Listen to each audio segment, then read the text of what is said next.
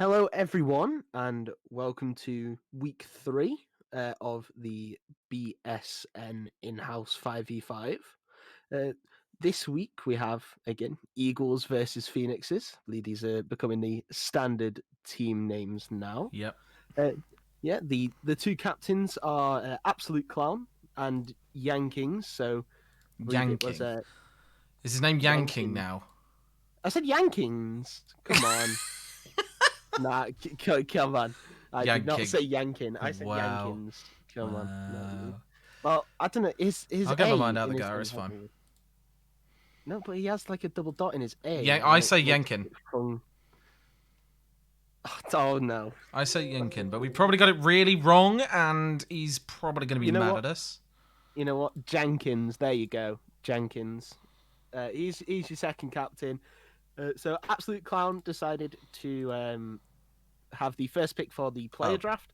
So Jenkins has opted for blue side for the first game. They ain't started picking up. Sorry, we're basically using a new pick ban system at the moment. So I'm trying to sort of get used to having to watch it on my software. So just... Yeah. But I think the players are also getting a little bit concerned, a little bit confused with the new draft software as well.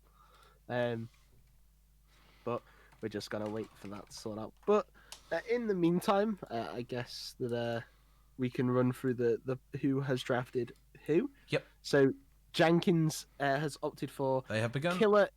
Oh, they have begun. I think. Yeah, they have. The band stage has started, so we can't run through the who has drafted who as Eagles get underway with a Caitlyn ban first. Yes, I will also mention that I'm not the most knowledgeable on the absolute back end of League. That is Atomica's job. Yeah. He's knowledgeable on the game. I know enough about the game that I could at least talk slightly about it, but aside from that, I am literally a subbing caster, so this should be interesting. It'll be a very interesting Yeah, it cast will. indeed. So welcome to our new band screen. Very snazzy, Yeah. very beautiful. Looks like the old style. Yeah, but you know, What could you do? still very beautiful. Anyway. But a lot of bans coming in. So the Caitlyn was obviously the first ban, as I said before. Phoenixes retaliated with a Morgana and Viego ban. Eagles rounding out their ban phase with a Seraphine and Twisted Fate ban. Stabulo, who was drafted for the side of Phoenixes, a very prominent Twisted Fate player. And Anray, we all know, is a very, very good Seraphine player. No ban, a Shen ban coming out finally for the Phoenixes. What do you make of the ban phase so far? Do you think they're decent bans? To be honest, when it comes to actual champions like that, I honestly don't know much about their actual skill sets and who counters. That's the thing. But I just... This is the thing. I can tell what's going on in a game, but when it comes to actually... I will cover it all. Yeah, exactly. When it comes to actual specifics. The bans are pretty good from both ends. Visha, I know is known as Zootage in the Discord, is a very prominent Caitlyn player, very strong Caitlyn player, can have some insane carry performances. Shen coming out against Jenkins. Jenkins, a highly rated Shen player, probably the best Shen player on the server. So that being banned away from him is very a good Viego and Morgana. Morgana, just a very good flex pick in general. Can be flexed to that support position, can be put in that jungle position, especially with the recent buffs to her jungling. I'm not sure if we are playing on the patch where her jungling was actually nerfed. The Viego against Killer, very strong, as he has been playing. He does have very strong performances always on Viego, never seems to have a bad game. But the picks coming in, Eagles opting for a Diana. Diana can be flexed between the mid and the jungle role. Lee Sin has now been rising to fame in the solo lane, so the top lane, the mid lane, and can also be played in the jungle, still has that jungling capability, however is not as strong.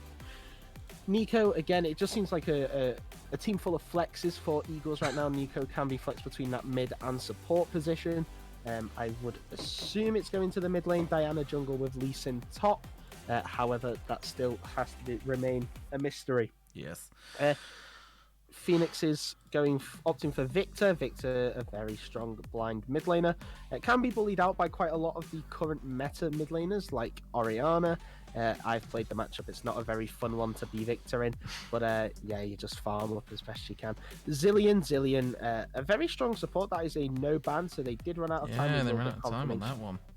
I'm not sure if we can get confirmation on what they decide to ban, or if it's just they've run out of time, they don't get anything. I think we're working on the fact that if you run out of time on your bans and you're not paying attention, then you're probably going to not be able to. But as long as they mention now, before this next one goes in, what did that ban? Yeah, okay, it was meant to be Lulu. Okay, so it's meant to be Lulu, and they are now banning away seemingly the Nautilus, but the Zillion. Yeah. That's what I was saying, the Zillion.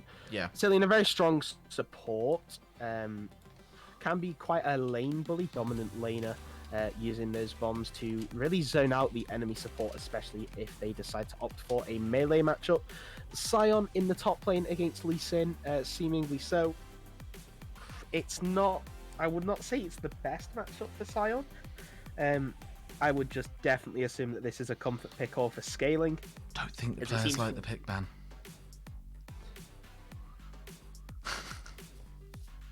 I don't think they do. I don't think they do like the pick ban, but that's, at the end of the day, that's what experiments are for.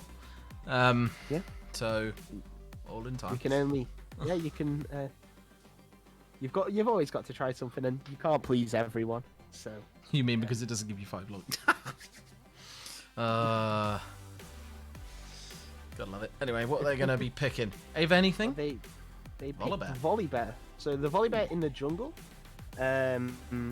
giving that one over to, I believe, Energetic in the jungle, as Leona is picked. So that does confirm that Neeko is going to that mid lane position. Diana will be the jungler facing Volibear. Now, I'm not particularly sure who wins that early brawl. I'm pretty sure Volibear does, just purely because of the fact that he has the better runes for it. Press the attack, just that initial burst damage versus Conqueror, which you normally see on the Diana jungle pick, really coming in for these early scuttles. However, the priority for both laners will always lie with the Eagles, especially in this early game. They've got 3 pushing lanes. Lee Sin will always push against this Sion. Neeko will have the push against Victor just due to Victor's very weak early wave clear, because he doesn't have the E upgrade yet, so the Death Ray does not explode, which one-shots the backline. And Zillion Stivir is a lane that wants to invite that pressure, and Tristana, that explosive charge passive, just means that it's very hard for her to initially wave manage, especially with the pressure that Leona can put out. So we are heading into just the client pick and bans, as it raped me. So I'm going to turn that one down. So basically, they should, in this point, be able to. So this is going to be a very quick pick ban, because obviously this pick ban system enables them to just go bup, bup, bup, bup, bup, see what they picked before, and make sure. Also, in the event of a disconnect, it enables us to see what was picked and banned, rather than going back in the stream bots. So that we can basically, in the event of a what's it called? I'm just going to call it a restart. In the event of a remake, yep, that's the one. In the event of a remake, rather than a redraft, we can take it way back to the start and just go, well, this is what you picked, this is what you're doing. We're not probably going to run redrafts.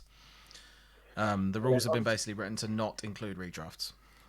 Well, that's always good. I think redrafts do provide an element of advantage to a specific team, especially if someone picks something unorthodox or unknowing. And then if the redraft happens, they'll just ban it out. So I believe. Yeah, especially if you then get sort of the time in the game, you sit there for a while, you get an idea of how they're playing with it, and then you have the disconnect. It can basically give you a huge step ahead, which is exactly what you've just said. It's like if you can pick that player, you know they're doing well, you know they're playing well as them, you're inevitably going to just go and ban it. So, which is obviously not against any of our rules because it wasn't a rule, but we have definitely fixed that one now. So that can't happen. Yeah.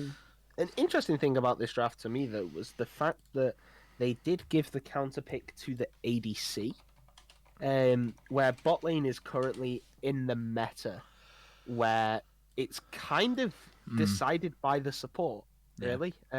whoever's the better support or whoever has the more lane presence as a support Yeah. tends to win the lane because it allows the ADC, obviously squishy ADC, to step up to get that farm a lot more safer. So they did get that was ban. just.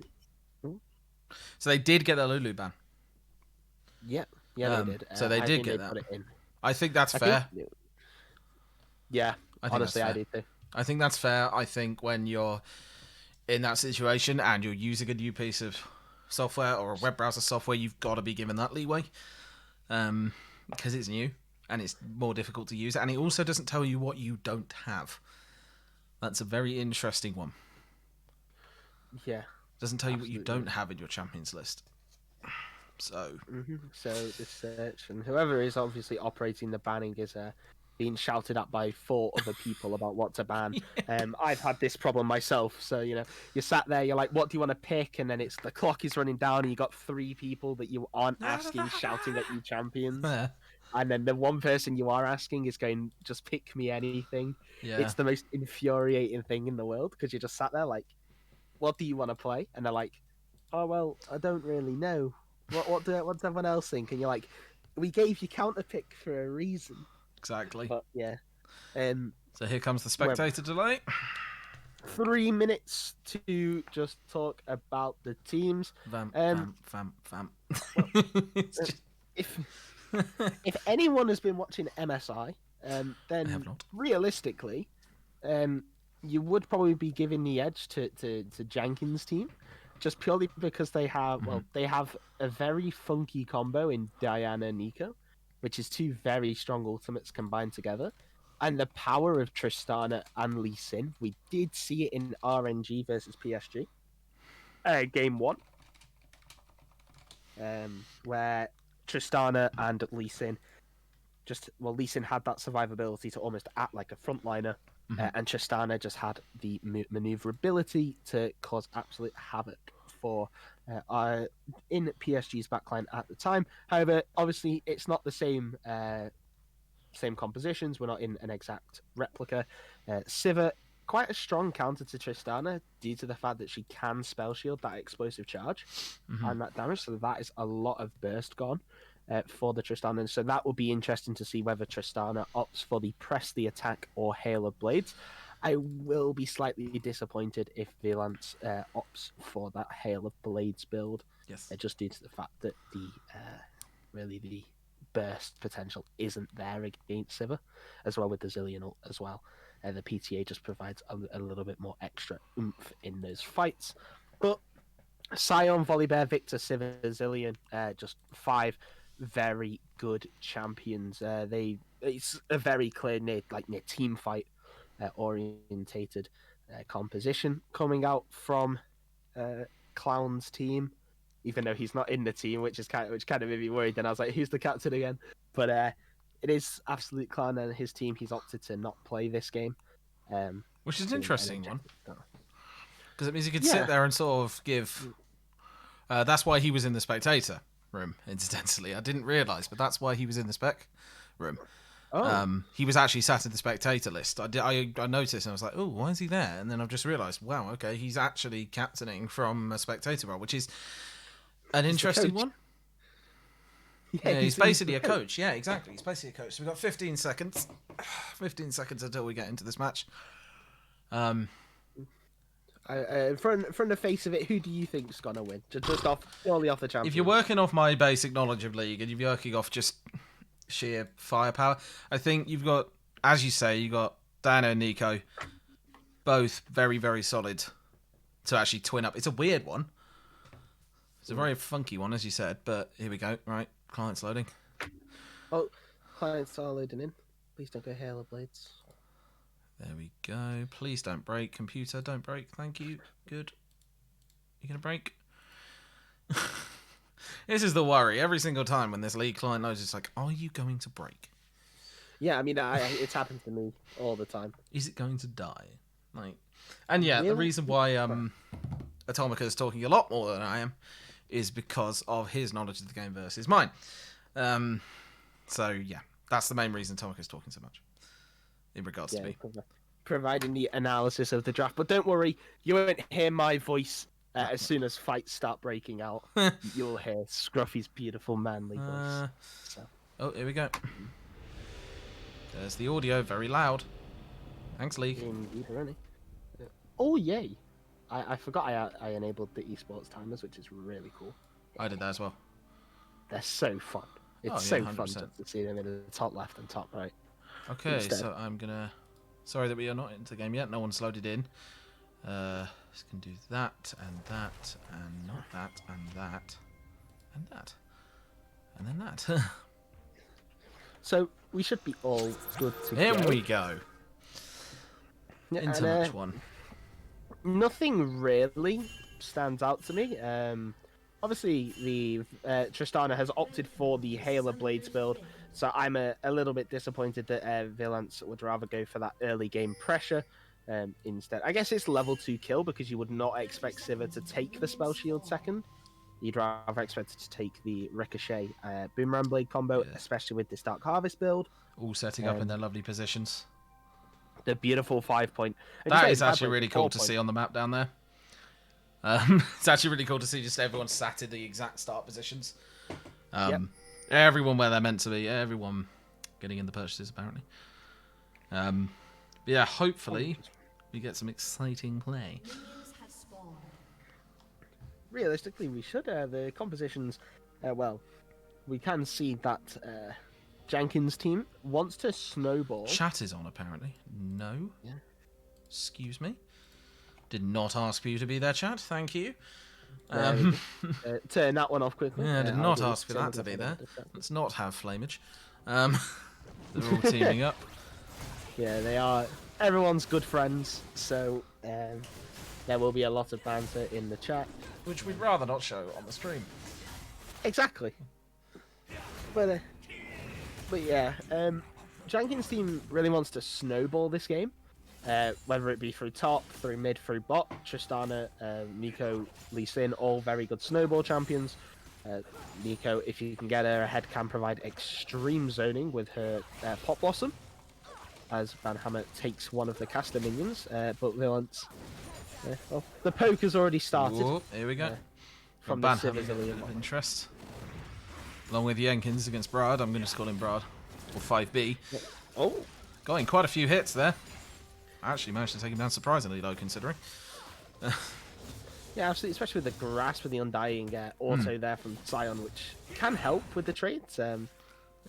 Just back and forth between Ban and Andre and this, I'm going to call him because I'm sorry, but I'm not pronouncing that name. This year. This year. It's this year. Energetic is looking for a gank behind enemy lines. He might have actually managed to get hold of him. Yep. Incoming. Oh, we had Valance here as well. He was just out of my vision, hiding below the scoreboard. Jenkins and Bra going across each other quite a lot here. This is an interesting top battle going on. Yeah, Jenkins really just trying to disrupt this side. Oh, Jenkins saying a dive in. This might actually be... Nope, just taking a little bit of health. That is so much damage from Lee Sin. Like, even though I know how much damage he does, it's just still insane how much damage he does. Just jumps straight in immediate. Here comes a little battle down the bottom between Energetic and CS. With almost stabbing over. CS is going to run away from that one. Probably smart. Yeah, he's roamed up as well to kill her and gonna wait in the bush before. Here goes Jenkins going in for Brad. Ooh, no, not quite. Tower stopping him from getting that move finished. Absolutely, one more Sonic Wave and that will be the end of Brad's life in the top lane. All he needs, just Jenkins, one good hit. And there it is. No. Is that going to be it? They're the Flash? No. They are both 1 HP. Left him incredibly low. That is insane. It was Energetic along with Killer, having a little battle over here. Killer going to get him on this one, maybe? Nope. Yeah. Energetic just managing to get away. And I think Killer might die here. There. Oh, and that's the stun. There's first blood. First blood and Stabilo getting the return, which is very good as Bisha. Using that stun. Oh, there's a stun going on. Banhammer really pushing in there. I think we might lose Ban here. Lots of battle going on at once.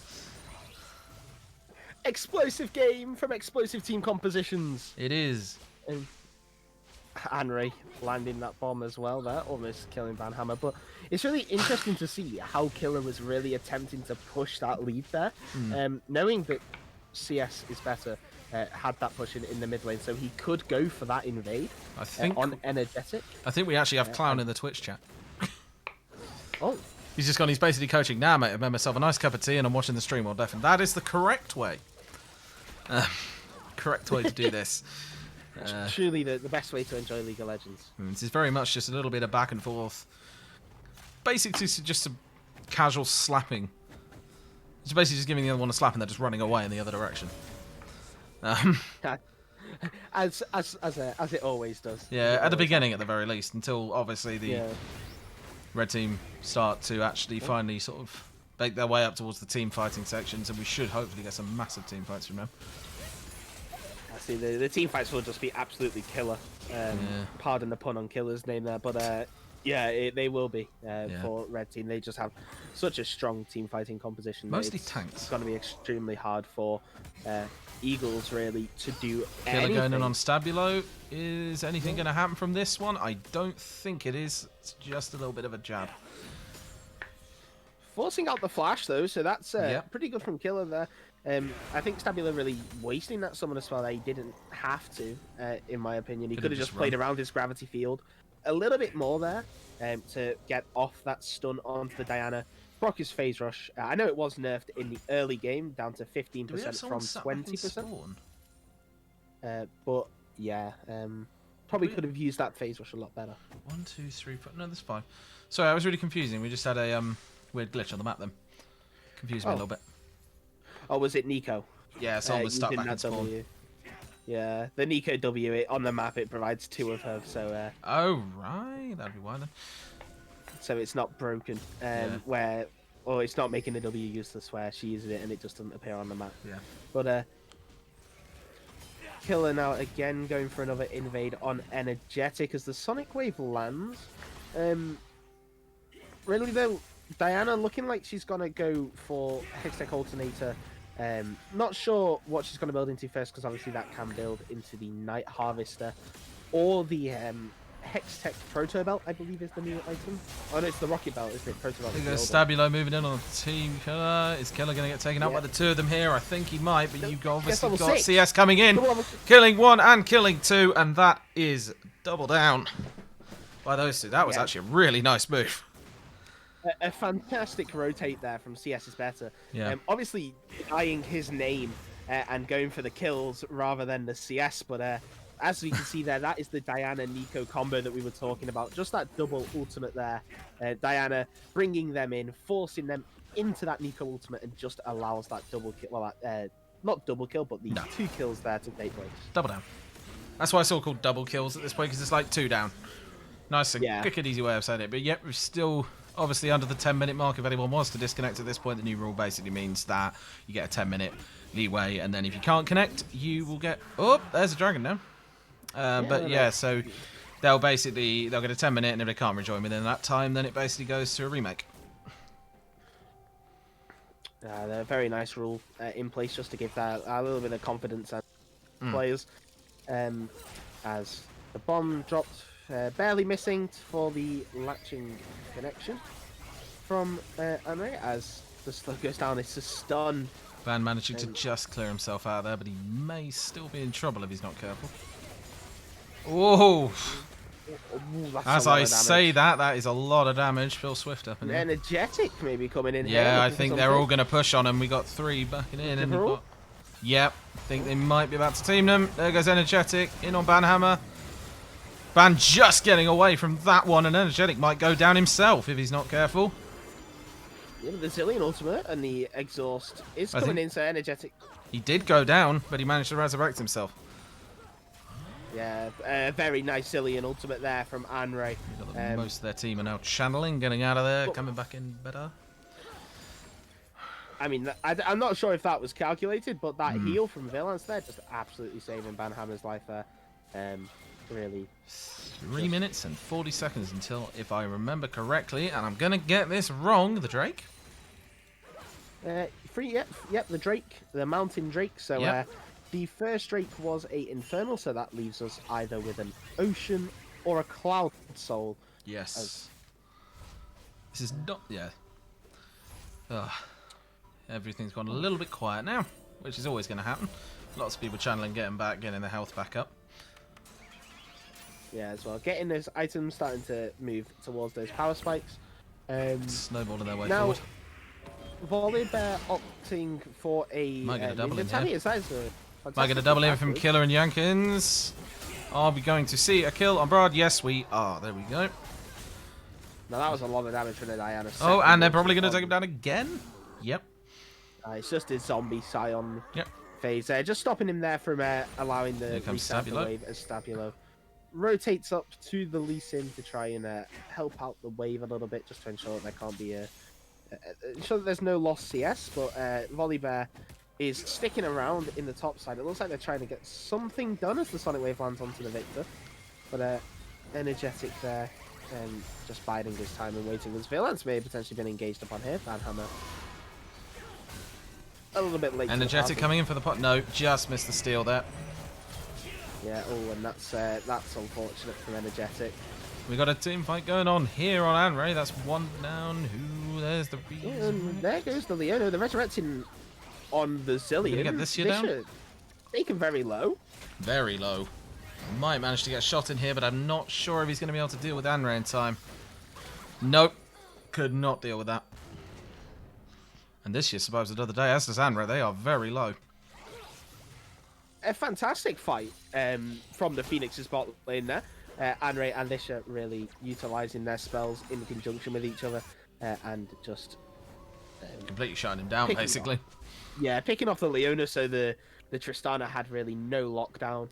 And yeah, the Hail of Blades, I believe its cooldown is getting increased next patch from 8 seconds to 12 seconds. So hopefully we'll see the PTA more on Tristana. I'm a big press the attack fan on Tristana. But yeah. Energetic getting the 100 gold there. Oh. But yeah, very we quiet look now. towards the gold, 2,200 gold lead for the side of the And in dives Jenkins and Killer on Stabilo, and that's a potential, yep, straight up slaying. Oh, They're all grouped up. Nutty combo. Yeah, they're all grouped up, ready to move. And there we go, Blue Team summoning the Rift Herald. So let's see what they can do with that one. Yeah, Killer having a massive impact in this jungle role this game. Constantly just ganking this mid and top side. The first turret does go to the side of Eagles through the Rift Herald. The Rift Herald will get a second charge. And you would like to see, yeah, Energetic here picking it up. But there is a 2-level gap in the jungle. 3-1 and 3 now on this Diana. And it just feels like Killer's 4k gold lead. For the most part. Yeah, got a 4k gold lead at this time. Oh. Shouldn't mean too much, but you've got 15 seconds until the Drake. So let's see who might go for that one. Who do you think will probably move on that one? Honestly, I think Eagles. Eagles are just in the better position right now than Phoenixes. Phoenixes just need to honestly play the slow game. Yeah. Right, there we go. Drake is up. Drake is up, and you can see Killer on the minimap opting to head straight towards it as Jenkins is taking a little bit of a Here trade comes a with team Brad, fight keeping from him the lot interested. here. Banhammer running straight into the middle of them. That's a resurrect. Banhammer may be able to get Energetic down here. We're not entirely sure on that one, but that is a good slam from Energetic. And a shut down to keep that alive, but not quite good enough. So, both junglers fall. The Drake's probably going to go down here. Don't think there's much chance of them managing to steal that one. Yeah. And there we go. And now we might have a small team battle going on here if they manage to dive in. And yep, it's Cloud Drake. That was the Zenith Blade actually connects. It is a Cloud. That was a fantastic Zenith Blade, but unfortunately the Sonic Wave just that 1 second too late. And they cannot capitalize on it, especially with the Lee Sin Dragon Rage, I believe it's called, being, Dragon's Rage being available. Highly unfortunate. But yeah, Diana's now completed the Nash's Tooth. Nash's Tooth, a very powerful item spike for the Diana, provides her with a lot more damage on hit. So whenever she autos, she'll deal that little bit extra kick. And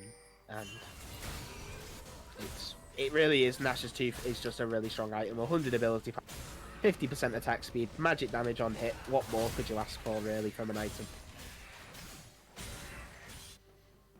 It's very, very strong.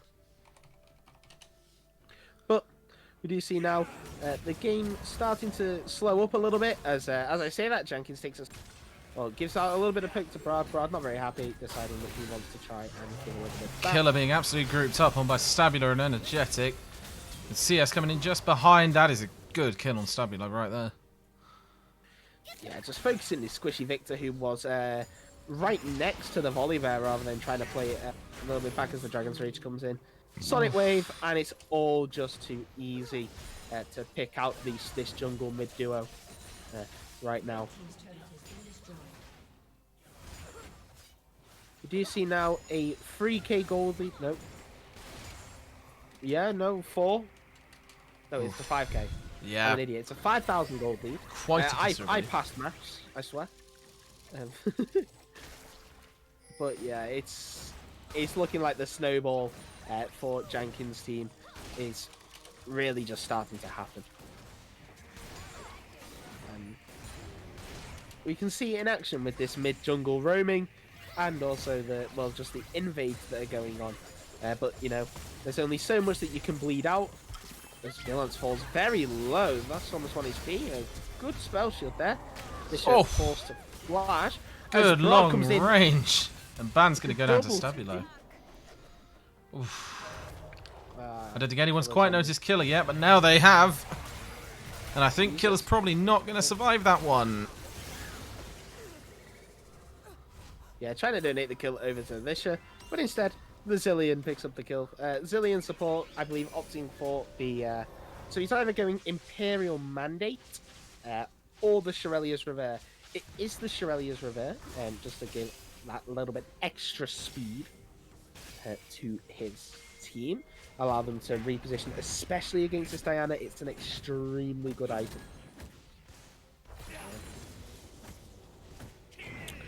But we do see the Victor opting for Luden's Tempest, which I'm not a particularly happy boy about, because the Liandry's Torment provides you with so much more, in my opinion. Especially against a Diana with like, you've got Leona and a Diana and Lee Sin with Conqueror. Now they're gonna lifesteal so much that damage over time. Okay, it's not a healing reduction, but it still provides a little bit of something. And I don't believe the extra magic penetration that you get, unless you're going the full magic penetration build, it's really worth it. A little bit of back and forth between Yankins and this year, but Energetic might just get Yankins unless he manages to get out of there, and that turned into a small team fight, which I guess we won't be able to see as Killer takes out him. But here we go. That's a huge amount of people in one area. Everyone's fighting each other across the map at this point. I guess Broad zombie form. Yeah, no. Killer picking up the kill in the top lane, only for it to be traded out with a kill going over to, I believe it was Visha, on Nico in the mid lane. 35 seconds-ish till the Drake, and 2 minutes till Baron. If I remember correctly, that is Baron. Yes, it is. Baron indeed. So the second Rift Herald is available. Obviously does not offer as much. It's not as high a priority, but still can offer that map pressure for the Drake. But it is a Cloud Soul. We've got to touch on this. Cloud Soul, that ultimate reduction, ultimate ability haste, you should say. And I believe it's 50% movement speed whenever casting the ultimate. Now for Tristana, it's not very strong, but for Leona, Nico, Diana, and Lee Sin, that is a very powerful buff that you really want to be getting on online as early as possible, whilst Absolute Clown's scaling composition cannot really fight. It doesn't look like they are going to fight it. I don't think they will. I'm not entirely sure if they're going to have much ability to steal that one, but we'll see, because they're all grouping up in that area. So I think they're just trying to get their shots in through the wall to try and get that steal on the Drake. And are we going to see a push in for that? Because they are all grouping up, and in goes, there we go. Banhammer moving in as well on Yankins. Yankins is about to go down as Ban gets shotted on Energetic. That's potentially going to take him out, but Brad is going to get... There we go, Villain's down by Energetic, and I think that might just shut that down. Yeah. Oh, this is actually going to be exceptionally close. Triple kill right there from Killer. And a quadra kill to boot as well. Yeah, it could be a pentakill here, Brad. Sat under the turret. Yeah. Nico Killer can get that kill. tank There's the for it. penta. And could it potentially, if Killer does not get away... Oh, there's the zombie. That is a penta. Jeez, A fantastic penta. and now they get to move in uncontested on that Drake. That was insane. As you say, huge, huge team move. And there goes the Cloud. So that means they get that buff. That Helpful was for an pressure and absolutely rotation. A huge Nico ultimate there. Stunned up, I Oh. believe, 3 people. I believe Sion, the volley there, and the Victor. I'm not sure why the Victor is playing so towards the front There's line the Rift Herald. when he's a backline carry. Baron is up. Questions could be raised about the positioning there, but really just really well played from Killer, holding on ultimate until he could hop over that wall and get at Zillion and Sivir. So Disha and Anre really had no option but to fight, and taking them both down. And then Brad, the unlucky tank at the end of it when his entire team is dead and you can't deal any damage, so you just kind of sat there under the turret like, please leave me. So Please Baron leave is me in alone. fact up, so that's an interesting one to see who will go for that first. Might take a while though. The damage that guy does is a little bit high, but as in comes Energetic to absolutely shut down Ban. And that was Stabby though, actually. I thought it was Energetic for a second there. Yeah, so the kill gifted over to the Victor. Obviously, that is exactly what you want. Energetic kind of out of the game at this point. 2-6 on this Volibear jungle. Being out-farmed and honestly just out-pressured on the map. He's down by 1.5 items. So getting the kill onto your carry, which is the late game carry, which is the Victor, is very good. However, he will lack that late game damage because it does seem like he's going for a Lich Bane's second item, which doesn't synergize at all with what the Luden's Tempest buy wants. The Luden's Tempest may be for wave clear. There's Yankins pushing up on Stabby though. Potential kill. There it is. Also got Killer moving up on Brad, who may also get a kill on him. There we go. That guy is and that is very true. He is absolutely friggin' godlike, that guy. Hopefully I'm put Caster's Curse on him. But he is running away with those kills. Yeah, Killer is just absolutely He's carrying on it, and he's really putting on a Diana clinic. He's absolutely loving this. Let's see if we can continue that form. Energetic getting stuck on a wall, I believe. Imagine getting stuck on a wall. Could not be me. It's never happened to me, I swear. Not at all. Yeah, we've gone back very quiet now, obviously. Always happens after those battles. Baron is up. So when would you expect people to be going for Baron then? Out of interest. Well, I don't really expect there to be a contest for Baron. Honestly, Eagles kind of get it as a Killer may have been caught. Oh, in comes Killer. He might get some kills here. Killer might actually manage to get a kill in, but I think Energetic's just going to catch up with him and absolutely shut him down. Yeah. Oh, the kill going over to the Zillion, the 1,000 gold. Brad just standing still like nothing was coming at him, but unfortunately Jenkins was. I think he was watching the fight. Yeah, just having a little stand there, just going, ooh, how lovely. His camera was not on him. He was spectating the view. Absolutely. He was looking at the birds, In the comes trees. Ban. What a wonderful day. Potentially Ban's going to get absolutely destroyed here because he's got stuck there. And down goes Energetic and potentially Anri. And Anri does in fact go down, and Blue might actually make a... Oh, in comes Brad. That was insane. Yankins potentially about to go down. That was insane. Ban had better run because this might be a quadra. The Stabilo is going for Ban. Is he going for Baron? Managed to get away. No, he's not. He's smart. He's running. That was absolutely incredible. What an... Just that unstoppable onslaught was fantastic. 3-man knockup. Just Eagles getting way too greedy for what they wanted. Tried to push way too far and just instantly punched off of the face of the earth. It was mad. Yeah. That was one hell of a charge on him. Could have been a quadra. That is what Absolute Cloud's composition can do when it does work. And it is working very well.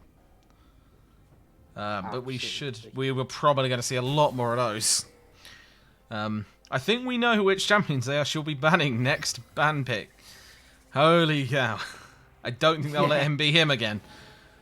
It would be a very bad decision to let them pick this comp again. Because I don't think they could deal with it. And that's just going from someone who doesn't know. But in goes Jenkins on Brad, and I'm not sure how that one's going to end. Probably very basic. Brad has got the double armor items, so Jenkins. We are about to have a cloud. Going up now, and are they immediately going to push? I believe they are.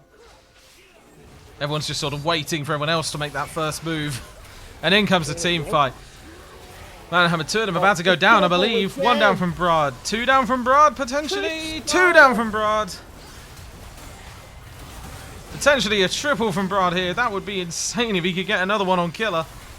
There's no Diana ultimate this time. Nothing. They're just running. Oh, it is an absolute in comes catastrophe. Energetic, and that might be another Brad. No! Killer got the kill on Disio. Nice freezing. CS Brad might go down here. And Brad does go down from CS. That's impressive. CS might incidentally get up from him, but no, I don't think that's going to happen. Not enough damage on that. Yeah, And that honestly, puts a what stop seems to like that. an absolute disaster Oh! for Jenkins. Stabilo getting a little stab in there. That was impressive. That is Victor damage for you. That's bad. Empowered key with Lich Bane. Is just waiting, but he doesn't know that he is sat on a ward. Yeah. And Ray could use that Oracle Lens. Now, who is going to make that push for the Drake? That's the interesting thing. It looks like it's going to be... Yep. In they go. In goes Phoenixes. I don't really think that they have... I think they have enough to clear it, but they may just get ganged up on by Killer, who might be able to steal this. And I think that's a steal.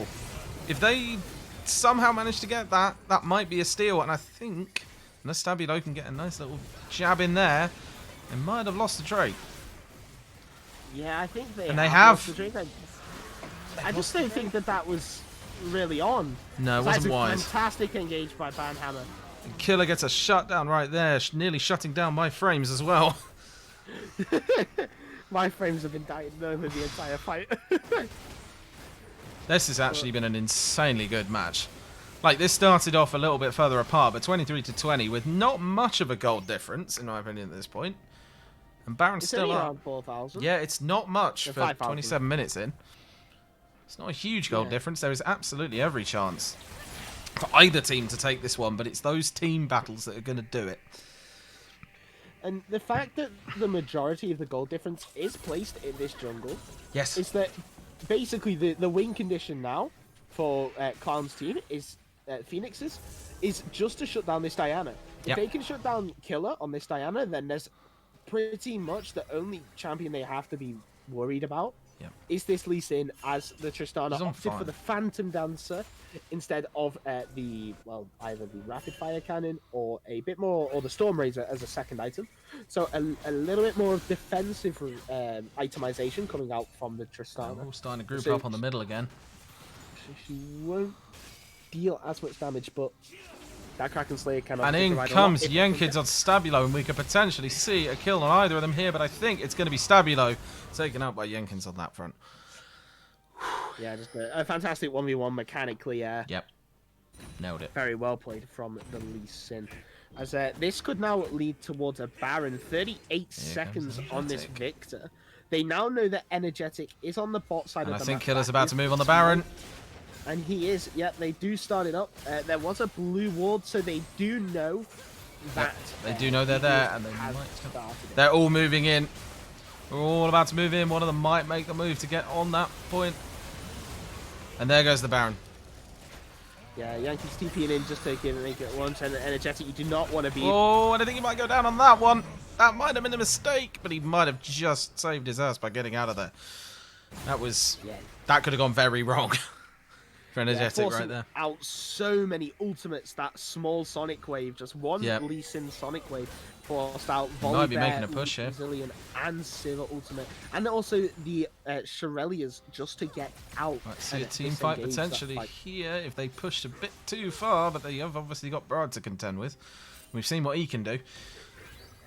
Yeah, he does have that unstoppable onslaught available. However, there is no ultimates other than that available to the side of Phoenixes.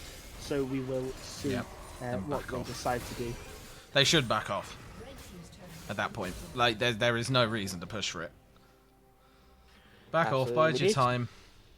Get ready. I believe we do see our first Flame Horizon. The Killer, 225 CS, Energetic, 121. Has got 100 CS over his opponent. So it is what they like to call a Flame Horizon. So congratulations. Might lose another tower here. I don't think that they will. Vischer not stepping up. It's going to be very close. It's going to be very close. I don't think they're blocking them enough to potentially save that. There we go. There goes the turret. Yeah. Not the tower, sorry, the turret. Nobody there to defend that tower. So the tier 2 top lane tower does go down, and that is 6 towers now. Yep. Complete when the waves are pushed in. Complete map control is for Jenkins' team. And this gold is now starting to become a lot bigger in gap now. Yeah, it's pushing towards 10k, which is a huge gap. Even if the kills may be close to each other, that gold is the fact that 8,000 of that gold difference. I think Jenkins may have made a mistake there. Quite a bad mistake. Absolutely destroyed by the entire team, just punishing him for pushing a little bit too far. Saying, you probably shouldn't have done that. That was greedy. Yeah, and this is exactly what you want to see. Killer making a move. Absolutely. Oh, my goodness. How? Oh, my goodness. That is the bane of their existence. They are all grouping Killer at the moment because there is just nothing else they can do but do that. And we may see a few go down inside a base here. They've actually got the inhibitor down. If this is just protect the Sivir. If the Sivir falls, then it's over. Oh, Energetic might go down as well. Energetic, I think, might actually go, and this could actually be a chance to finish it. Yep. Oh. And we're about to go. I think this could potentially be what decides the match. Yeah, absolutely. We may see a match ended here. Just protect Vischer. If Vischer goes down, then it's over. No wave play. They do have the quadra. I think that's going to be it. Unless they get some almighty push from the other team, that I think is going to be it. Yeah, this is the end of the game. Stabilo using that ultimate there.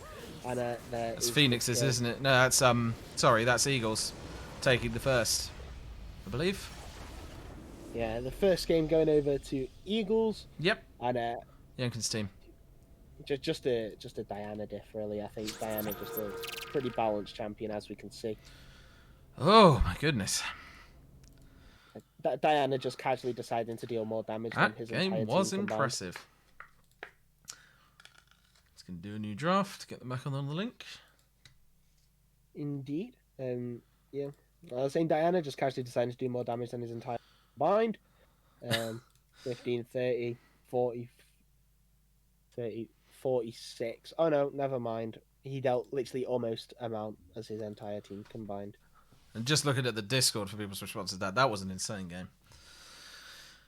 It was indeed. That was incredible. A very fun game to watch. Let's get this sorted. So, blue team. That's what I'm waiting for. Just waiting to see who is on which side. Who shall be blue and who shall be red? That is the question, it must be said. Just going to rhyme myself out of that one. See where we get with this. Yeah, that was actually very, very impressive play there. Very impressive play. Indeed. It is super impressive. But, it must be said, brilliant play from the others as well. Yeah. I mean, honestly, it was just... It was highly very impressive. It was very impressive play from everyone. Even the side of Phoenixes were down and out, yet they still managed to find some very, very good engages. The fantastic Unstoppable Onslaught, which I'm going to carry on going on about because that is the best Unstoppable Onslaught I've ever seen. That was mad. It got 3-man, it hit literally all 3 of the carries. Straight in the face. All of them went down. Okay, so Brad is on that one. So we got Clown is team 1. So it looks like we are going to have Clown as the blue team. So Phoenixes shall be blue for this match, and Eagles shall be red. And hopefully they don't get read like a book. That's the question. That is the real important one. Now I'm just going to send this across. Okay. So, sorry if I go a bit quiet here because I'm sort of just getting hold of these links for everyone to actually use. Yeah, that's absolutely So Yankins is going to be red. And Clown is going to be blue. I shall send that to Clown.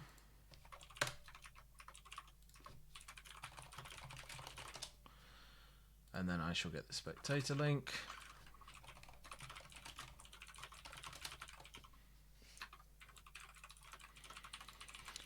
See, the spectator link for players is probably not ideal. Yeah, this is the hard part about the pro draft or the using. Yeah, I think we'll see how it goes. I think it's a good system, and I do prefer how bold and simple it is. But there is obviously the thing where you have to get used to that actual sort of setup phase a bit, which is fine. It will get easier as time goes on. But I think, yeah, it's an interesting one. It's very, very interesting. And as I say, Phoenix is blue, Eagles red. Yeah, so we may see a little bit of different strategy. It'll be interesting to see how they pick, because they will most likely ban. I can't remember his name, but they will most likely ban Diana. Yeah, very likely, if that's how they're going to play every match. It wasn't actually Diana I was going to mention. It's going to be the absolute punch to the face to 3 players, nearly a quadra. Yeah, nearly a quadra. Like Ban managed to run for his life there, but I think that could be very interesting. If they don't ban that, I think they're going to have more of the same problems. But it completely depends on if they want to ban it or counter it. If they can counter it. That is the question. It's a very interesting one, and we shall see. But by the looks, everyone is in there, and we have started the pick ban. Yeah, absolutely. We will see whether the Diana is banned out, but it does seem like there is no change. The Morgana ban out first. It does. Seraphine coming out and the Viego. Looks like they're banning the same. Well, the Twisted Fate ban, and there's the Diana ban. Yep, there it is. I called it. That was, if they didn't ban Diana, that would have been a very, very bad choice. Yeah, honestly. Very similar bans, though. Very similar bans to last time, except for that Diana. Yeah, 3 jungle bans. Killer, obviously, a very well-renowned player, very feared by Phoenixes. Now let's see what the first pick is going to be. Are aimed at him. Seraphine, it's the same bans for Eagles, same reasoning behind it, and it's again a Victor first pick. Now, I'm not too sure about this Victor first pick. Stabilo, he did look quite strong on it at certain points. However, the only times where he did really look like he was very strong was when he had that positioning down to a T, and that happened before the fight. So what's Eagles' choice going to be? That is the question. But you would expect the Lee Sin run back. Jenkins did very well on that Lee Sin. And it is Yone into the matchup. Yone, just a fantastic counter to these immobile mages. You does have that. I'm not sure what the ability is called, but his Graves and his majestic beard. Dash. Killer, a very well-renowned Graves player, plays it in any meta, whether it's spam gank meta, whether it's full farm meta, whether it's carry jungle meta. He will play as Graves, but it looks like he tilts towards the Evelynn. Blind Evelynn. That's an interesting one. Shame we don't see Graves' majestic beard. That's a shame. His majestic beard and his beautiful shotgun. Exactly. But Evelynn blind. I'm not too sure how to feel about this. Evelynn does feel like she does get too easily countered to be blind picked, but we'll see if Phoenixes do have a strong enough pick against it. It's a Skarner. So it looks like Phoenixes is now opting for a more of a pick composition as the Shen now comes out for Brad on that top side. Shen, not a farm dependent tank, mainly picked for his ultimate, Stand United, I believe it's called. That massive shield just to protect the backline carries, and that can come in handy as Nocturne is picked now as the solo laner I believe, against Shen in that top side. You would not expect to see an Evelynn mid or an Evelynn Comes top the final anytime soon. bans. Eagles looks like they're just going to run it back with the bans. Ezreal, it was pretty much an insta-ban. This year, just a very... He doesn't play the current meta very well. He tends to play like your very traditional ADCs. Yeah, gonna have to quickly sprint down the corridor. I'll be back in a second. Hopefully I can get back in time. Yeah, don't worry, you'll be fine. But as Scruff is now gone, or Scruffy is now gone, you're left with me, and me alone. So Tristana, the ban away. They don't want Villance getting his hands on that Tristana anymore.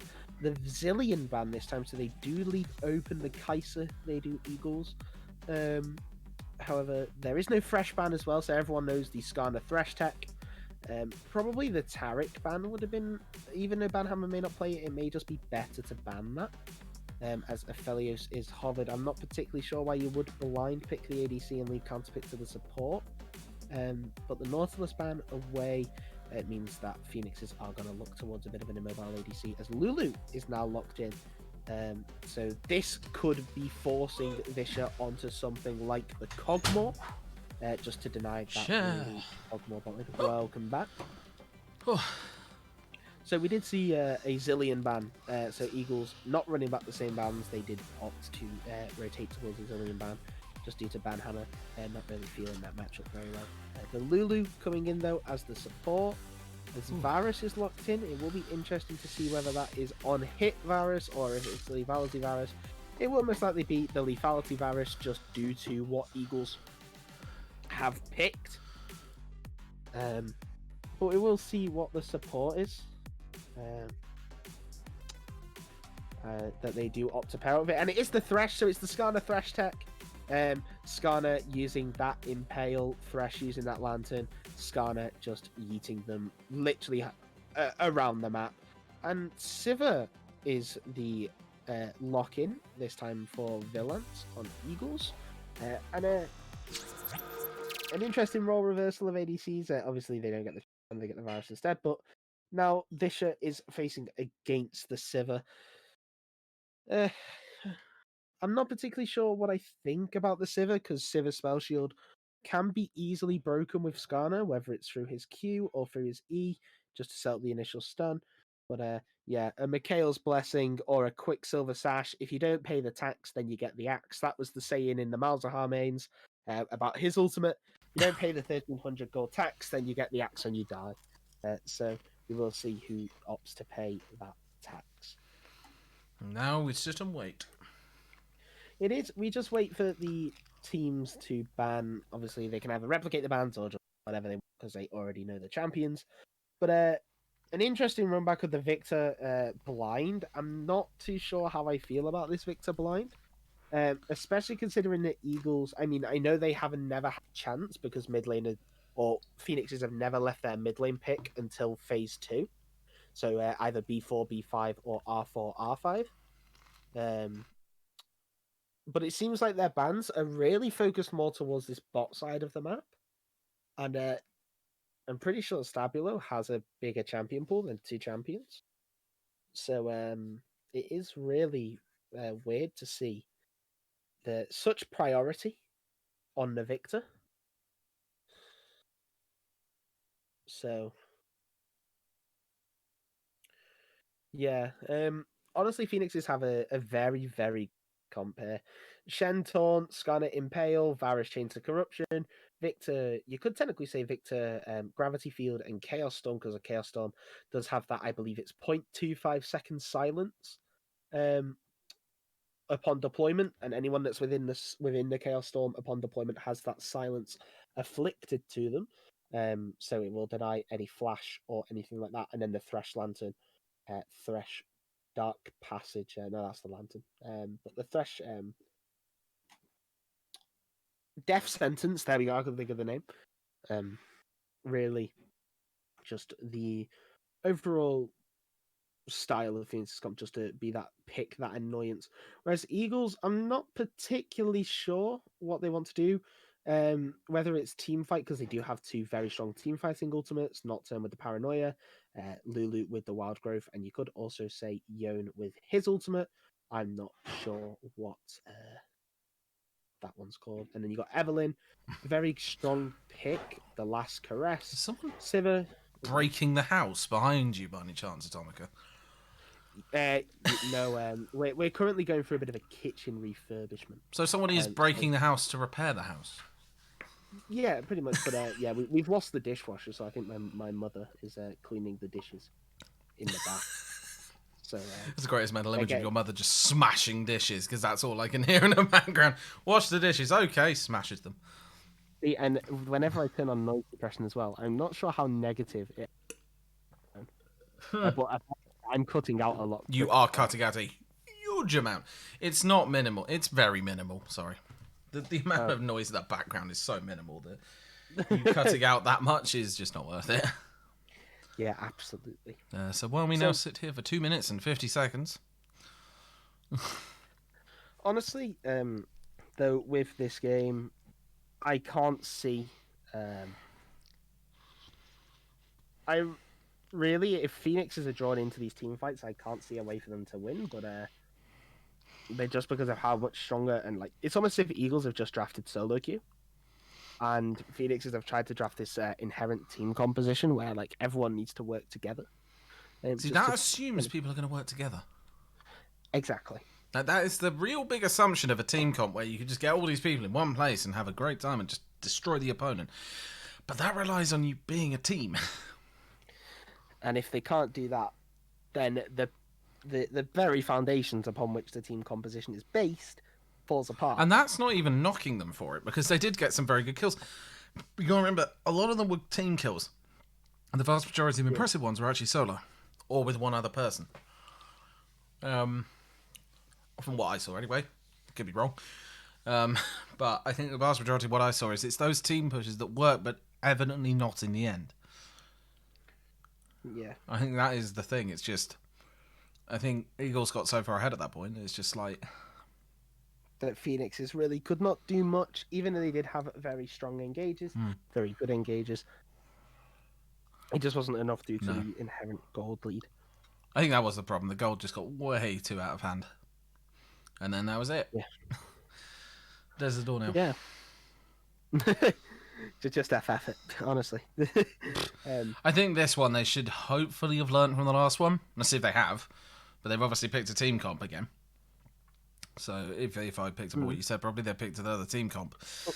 So we do see actually this game that Absolute Clown has got himself within the mixer. He has subbed in, and it is now Killer versus Absolute Clown in the jungle. That is energetic. I'm not sure. Skarner's picture is just a cursed image. Oh, but it's so swear beautiful. To God, yeah, it's just such a cursed image. It's just But he's a beautiful man. He's a very, very beautiful. Energetic or Rai coming in with here. The problem is I just got shat on in jungle, then snowballed from that, and I got cut off from all farm, couldn't do anything, was basically 4v5. As you stated, Atomica. Incidentally, you stated that you basically dropped off the back end of the group, and that sort of reduced the... the effectiveness of the Volibear jungle pick. However, honestly, don't beat yourself up by energetic. You played a very good early game. Your early game was very good. You did keep up with the Diana. It did get to a stage though where the Diana ended up just farming and full clearing, whereas you were sort of forced to react to plays around the map and what was going on. So whenever you tried to be proactive on the map, it just didn't work out. Whereas whenever Killer was proactive on the map, it worked out due to whether it be just a better wave position or whether it just be better timing. But your early game was very strong, so don't worry about that. But we are going into this game, and we do see that Shen has taken the Ignite top lane, so he is going to be very reliant upon that ultimate to TP around the map. It does provide a bit more of a direct teleport than the actual TP. Summoner spell, taking the Ignite into Nocturne as well, due to Nocturne, both taking Conqueror and also taking, and also in his passive having a healing. A very good option. Still love how ridiculous that run cycle is on Ban's character. It's just so fast paced, the sprint on the Lulu. It's lovely to watch. It's just... The little like scurrying. It's always the... Oh, we've got some disco going on, apparently. Yeah, we do have the KDA Evelyn. Yep, that's very true. So Evelyn basing getting the Oracle Lens. Channeling very the power good. of the charts. The power of the chart. The power of the top 40. The UK top 40. Yeah, the power of the UK top 40 provided by Radio 1. No, we've already got a little bit of poking going on here from Anrain this year. Yeah, however, that does now give the information to Valence and Banhammer that Anray has started the Piercing Arrow. It's called Piercing Misheard Arrow. that for a second and heard pissing arrow. I was like, what? Hang on. That doesn't sound right. It didn't sound right, and I just had to double take. No, but this is an interesting one. So we'll see what happens, Yeah. I guess. Yeah, taking that as a start rather than the Hail of Arrows, so expecting... I mean, he did take the Hail of Blades, so it is going to be the Lethality Varus build. Something that I did want to see rather than the on-hit, because there is no real team fight. It is the pick. The Hail of Blades sets up for the 3 Blight stacks. And then the massive W, I've forgotten what it's called. I used to know its name. Just Blighted Quiver. That max percentage health loss damage is just insane, and the pick potential on that ability is just truly something to be admired. As we do now see the effects of melee versus ranged. Stabulo getting a little bit of poke, and CS instead of can't really do much about it as the taunt does come down from Brad. That's a lot of damage with the grasp. CS having a run away as well. Yeah, he does take a tower shot, which is, I would assume, CS might go down. Yeah, the wave is in a fantastic spot for Stabulo here, and Absolute Clown is looking like he's going to come in for a early gank on Skarner, forcing that Q early as Absolute Clown is still going for it, using that shield's movement speed, but it's not enough as the hook does go out after taking the cannon. Does it didn't barely miss it. It was kind of a bit of a long way away. It's Disha now, just trying to provide pressure, but taking a lot of poke in the process. Just a question of can Brad actually take Yankins? You would hope so, because he does have the ignite and the grasp, so he does have the trade. I mean, I guess it's like more poke. The grasp is definitely more of a poke rune rather than an all-in rune. Might have a That's a problem from this. great hook. Valence may be in trouble. Oh, Valence was in trouble, and that's first blood. yeah, even though the piercing arrow did miss, the hail of arrows still procs those blight stacks. So that was kind of the end there for Valence, especially after he got hooked. However, killer is there. Visha very low on HP. And here comes the push from those two, and this might just get taken by this one. That one missed, but there we go. Killer the experts. Oh no, yep. And then goes ban down by Anray, and potentially Killer taking Anray. Yeah, you would like to think so here. You should. There we go. The inevitable has occurred. CSI versus Stabulo, though, that could be interesting. CSI not looking too great. Yeah, CS is better. Just recognizing that Stabulo has no mana, has no poke potential.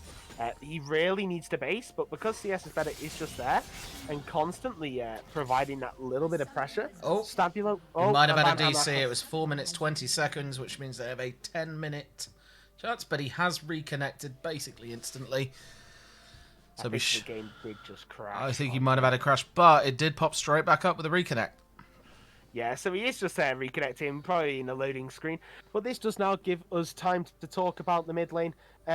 CS is better, just doing, even though he is taking a lot of poke, he's doing a fantastic job of tying Stabulo to this lane. The later and the longer that this goes on, the worse it gets for Stabulo. Because he can't get off a base, the closer it gets to Dragon, there's 33 seconds, and this is now going to force Stabulo into probably one of the worst resets for a mid laner, which is where you're going to base, you have to wait for your mana to regen. In the early game, the mana regen of the fountain is hardly anything. You buy the items, you then TP back, you've pretty much lost half the wave anyway because of how long it's taken, and the enemy team has that man up on the Drake. And as well, they also have the TP from Nocturne. Yone will be there, he is half HP, but he will get that sustain through Doran's shield. it's really just a horrific position to be in if you are the Victor player, because even if you don't base and you go to the action, you have no mana to influence that fight. We are back to the game. There we go. And now you can see CS is better, just constantly keeping Stabilo honest, really, about what he wants to do. Stabilo really just wanting him to shove in this wave, get a decent base so he's not forced to TP, but he will be forced to TP anyway. The longer he waits with this base, the worse it gets for him, and the worse and worse it becomes for his team. As Killer actually taking a base 10 seconds as Villains is caught out by the Flay.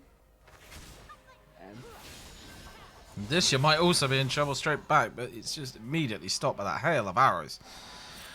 Coming straight in. Yeah, that hail of arrows just... The poke game going on here, as per usual. Nothing has really changed.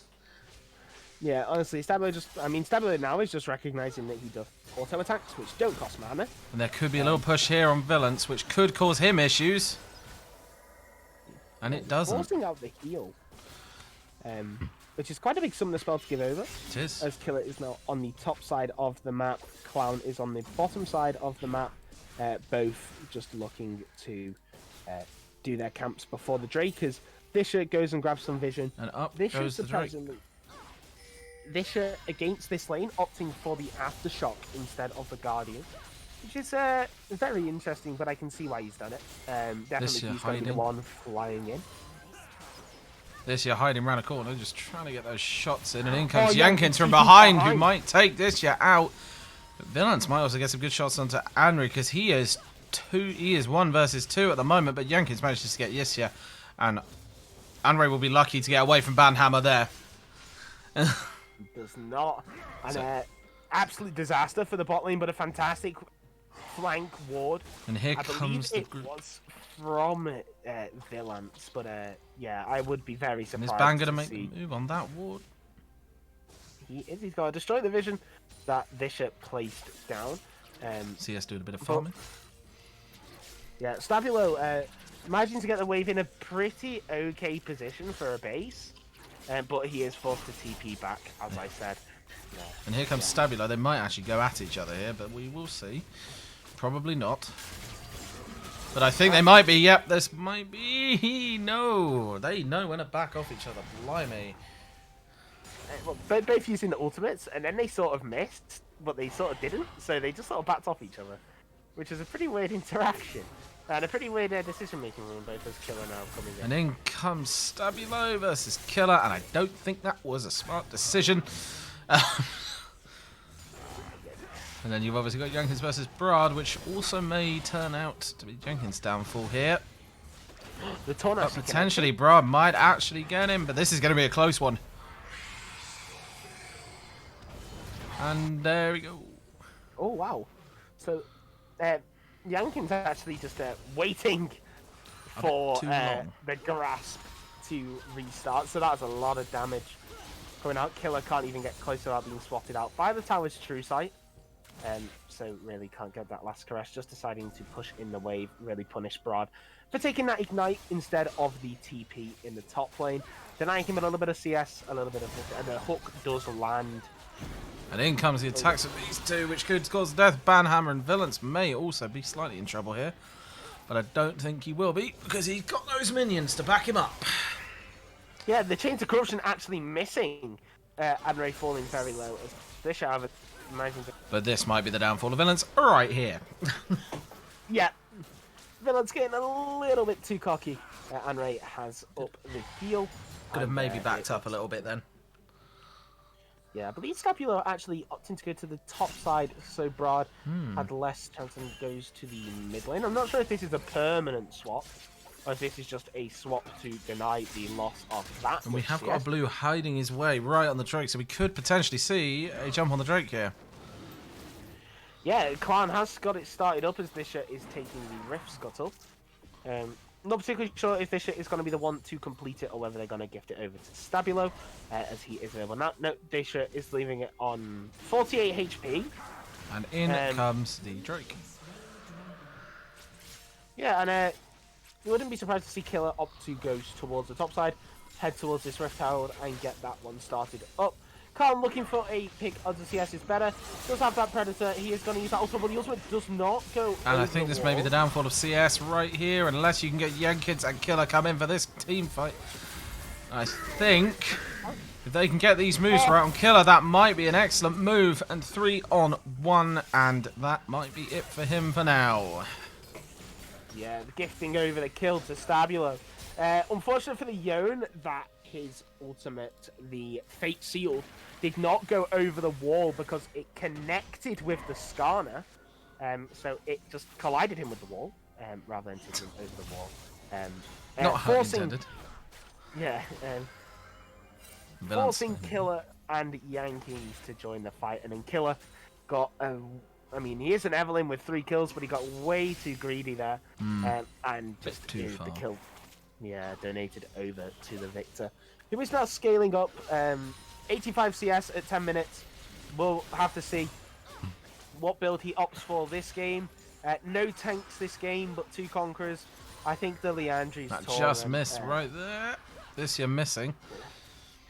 I mean, honestly, when you see the Sivir Spell Shield is up and available, as a Thresh, you don't really want to throw out the hook. You want to try and walk up, force out the Spell Shield. But Villains has been on top of his game with these Spell Shields. Even though he is 0-2 and 2, his Spell Shields have been near perfection, always either blocking a hook or stopping a flay to stop the slow.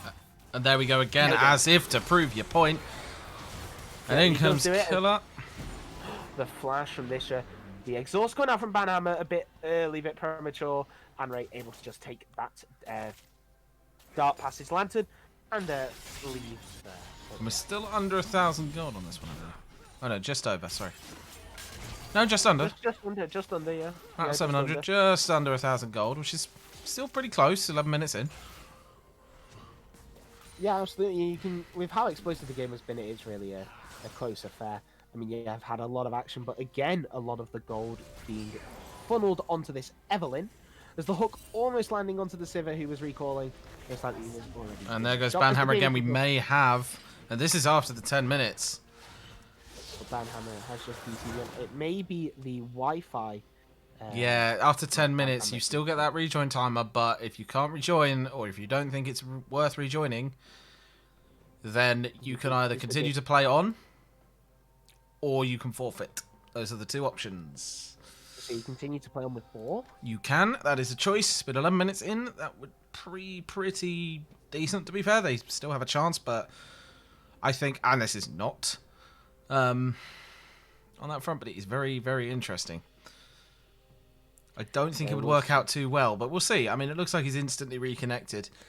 So we should be good. Yeah, interestingly enough to point out now, this gives us a little bit of time to talk about the build paths. Shen looking like he's opting for Barmy Cinder into Bramble Vest against a Nocturne, a very smart decision. Double anti-heal. He does have proactive and reactive, so he has the reactive with the Bramble Vest. Will be autoed a bit in lane, unless Nocturne just wants to be poked. There's the reconnect and the Bramble Vest and the ignite for proactive if he does get a very smart engage. But something that I want to pick up on that has interested me highly is the Frostfire Gauntlet on the Skarner, rather than the Turbo Chem Tank with the Predator, and I believe that is the reason why he's gone the Frostfire Gauntlet instead of the Turbo Chem Tank, is that Predator rune. But I'm not sure that Predator gives you as much as Turbo Chem Tank, because Turbo Chem Tank is obviously the mythic, so it's going to be that little bit stronger than the rune. But I guess for what Skarner wants to do, the Frostfire Gauntlet providing that slow as well when they have been impaled, so they can't really move after the impale is finished. Probably the better thing. The Prowler's Claw has been complete on the Varus. Honestly, you'd seen it coming as soon as you saw the Hail of Blades. Gale Force completed for the Sivir. So Sivir going for the on-hit Sivir, which I've only just realised now, after looking at the rune pages. Interesting because nobody really opts for this Sivir build anymore. It's really weak. May have an early push from Killer, and Yankids here on Brod. Yeah, Brod. That's an interesting one, Brod. Oh, yes, he is. But forcing out the double ultimate there, the paranoia and the last caress. That's a waste of ults, in my opinion, right there. Same, to be honest. For one kill? I mean, I guess the cooldowns aren't particularly long, but that is a lot of Evelyn's burst. Like, especially if she now gets invaded by Clown and they get caught out. Clown can just 1v1 her because she has no real burst potential, unless she waits for that charm with that 35% magic shred. It's an interesting move, certainly. We shall see how they deal with this right-hand tower. Taking the plating off it. And there's the Rift Herald, so I think that's how they're taking the plating off this one. Yep. So it has to go down in the top lane. Herald does get a charge, so a lot of gold has been shared between the three. Fisher landing a hook onto a minion delivery service, as it's sometimes. But the Chains of Crush actually managing to land. Go, villains! No. They really like their short push right there.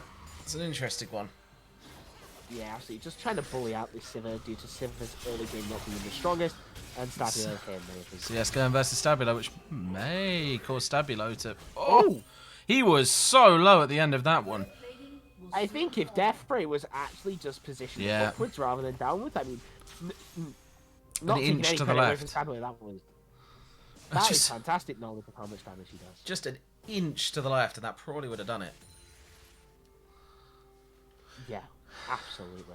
I think that's the Luden's Tempest as well, coming in there with the magic penetration against no tanks, just allowing that build to be there, and an insane amount of burst potential coming out. Sivir won't stand a chance unless she spell shields the initial damage. And up goes that Drake.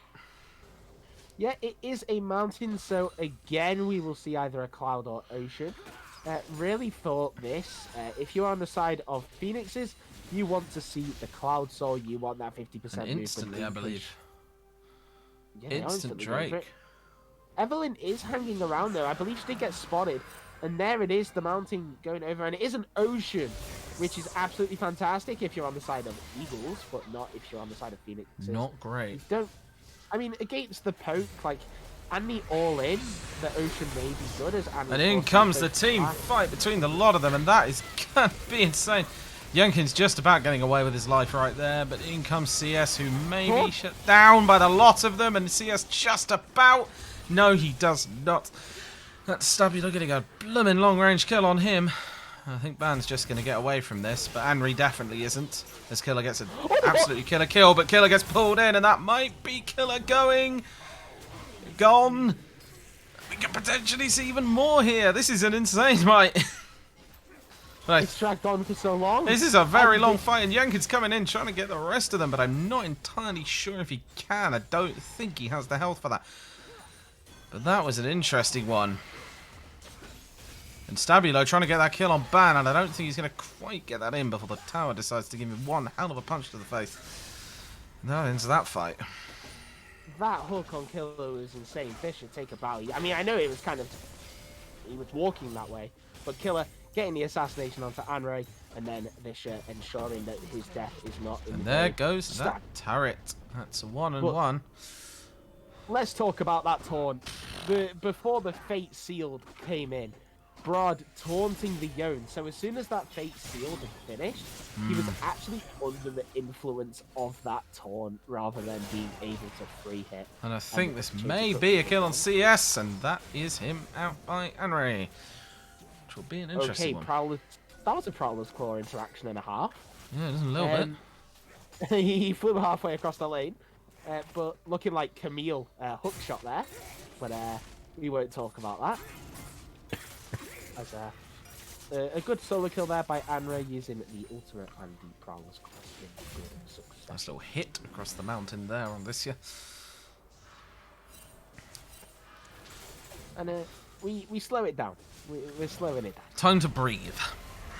And in comes the Jenkins, it doesn't matter. We're immediately back onto it. You've got a massive, absolute slaying of the players right now. This year potentially going to go down, but I don't think so. I will say, this is some of the best quality League we've actually seen for a long time.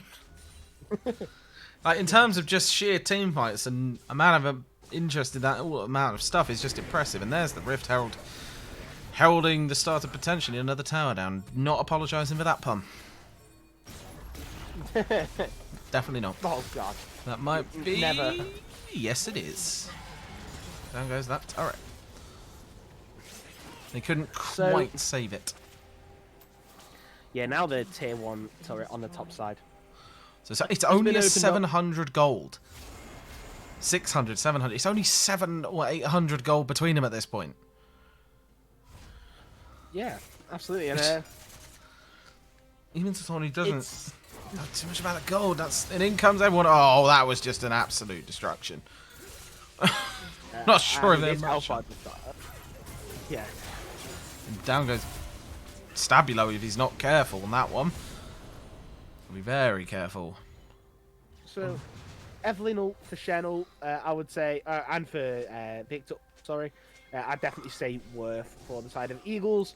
No Shen ult to deny the Evelynn burst damage. There is no Victor ultimate, which can provide that very solid amount of damage over time. So, two very strong ultimates out of the game. Bra doing some taunting. All I just heard was in the background. 2k gold lead though. That's 700. Definitely increased quite a considerable amount since I said that. Yeah, I believe the kill onto the Yone. The Yone 0-3 now. Having a bit of an unfortunate game. This game really struggling with this melee versus ranged matchup. Down about 60 CS. And it is truly just unfortunate how this laning phase has played out for him. But he's not out of the game just yet. He is a Yone. He still has that fate sealed. A very strong, impactful team fighting ultimate. This year using that blast cone, so there's no easy access to the backline for the side of Eagles. Absolute clown, ensuring that nothing can really happen. Yeah, and this is the decider as well, because we have the Drake coming up, and it's an Ocean Drake, as you say, which could be very, very good if you're Eagles. And as you say, not so good if they manage to get hold of it. Yeah, the Ocean Soul as well. The Paranoia coming in. Jenkins and Will, he managed to get that out, but I don't think so. And this is going to end up being a team fight. And they all take that decision and run, but I don't think Villains... Oh, blimey, Villains actually managed to get away from that one. Or did he? Woo. About 1 health. Literally, he has 5 HP. He has 17 health. Oh my goodness, and here comes the Drake. And it, by the looks of it, it's gone to the team who really, really did not want to have that taken by the other one. The team Phoenixes really did not want that. Yeah, absolutely. Phoenix is the Ocean Soul. It's actually strong for them as well. Obviously, I explained the benefits of the Cloud Soul. They're a very ultimate dependent team. However, the Ocean Soul, every time you damage an enemy, you regenerate missing health based off... I believe it's based off missing health. You're like a percent based off that. And yeah, when you hit an enemy, so when they attempt to retaliate against the assassination attempts of the Evelynn, of the Nocturne, of the Yone, then they will gain a sudden increase. And then comes a small bout between these three, and that is a good hook by this year, but I think Villains might not get away from that one. And we potentially have Villains going down. In comes Stabilo to finish the job, but nope, Henry just about gets that one. Yes, so much was used there. A fantastic exhaust and polymorph by Banhammer. The Moonstone Renewer as well, healing up his AD carry, keeping him alive. Gale Force, but again, equally matched by a great hook from Vischer. And here comes Jenkins! And shut down! Give it over to the Evelynn, what you want to see really. Evelynn now just getting closer and closer to being able to one-shot. Stabilo caught himself a little bit too far steps up there. Just the Paranoia engage is very strong against these immobile carries. That's why you tend to take the phase rush build. The Baron is up, so we will be interested to see when that eventually occurs. And the thing is as well, like, if they play like this in the next game, then we're potentially going to see a 3-0. But it is not the next game, and it is not a best of 3. So at this point, anything can happen, even if they win this one. Yeah, absolutely. And really, just for the quality of League of Legends that we've seen today, you would like this to all 5 games. I want us to go to 5 games. This is really cool. This is extremely fun to watch as Killer has now completed his 2nd item there. I do believe that Skarner is opting to go for the Force of Nature due to the Negatron and Winged Steel Plate, I believe it's called, the item. Yeah, no, the Winged Moon Plate, sorry. I believe that those 2 items with the Ruby Crystal build into that Force of Nature, just to provide a little bit of resistance to this Evelynn, to this Lulu, and as well the Frostfire Gauntlet obviously acting as the soul armor item against the Yone. It's certainly a lot quieter now, but it won't be for much longer. Yeah, and really, this is kind of what you want to happen if you are on the side of Eagles. You don't really want Phoenixes to keep up this high tempo, because the high tempo really suits their team composition. They really want to make these picks, as in high tempo, you feel a lot more pressured as the team trying to gain control of this map tempo. Yeah. And that gold is coming down. Absolutely, and that's exactly what you want to see. It's just a shame that really none of these kills that they're managing to get, any of them are really getting onto this Sivir. You kind of want to potentially give over a kill or 2 to this Sivir, get her on her 3rd item, whether it be a Phantom Dancer, whether it be a Rapid Fire Cannon, whether it be a Runons, whether it be a Bloodthirsty. You don't really care what it is, you just want to get her to that 3rd item so that she can sit in the backline really unhinged and just allowed to free fire on this team. Because if she can get into that position, there is absolutely no way that Phoenixes can ever win a team fight, even with the amount of damage that Victor does and the potential of a threshold. But especially with the Lulu as well.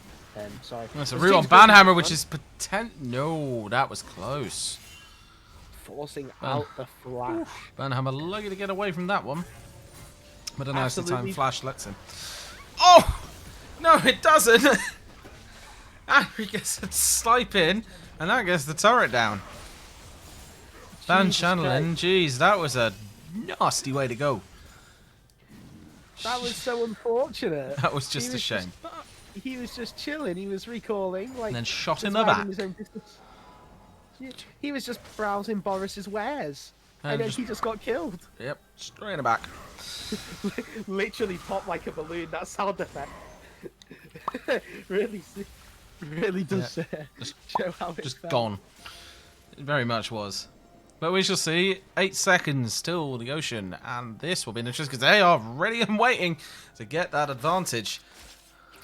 Because again, it's not something Phoenixes want them to get at all, but I don't think they have much choice in the matter. But we could see them moving in here. And this might end up being, and here comes Jenkins again, pushing in on them on the other side, and we could potentially see this turning out very differently than what we think. That's a shutdown. Jenkins, I believe, just went, and I think they might actually get this. No, I don't think they can anymore. Lulu is gone, here they come. A lot of damage. They might still get it.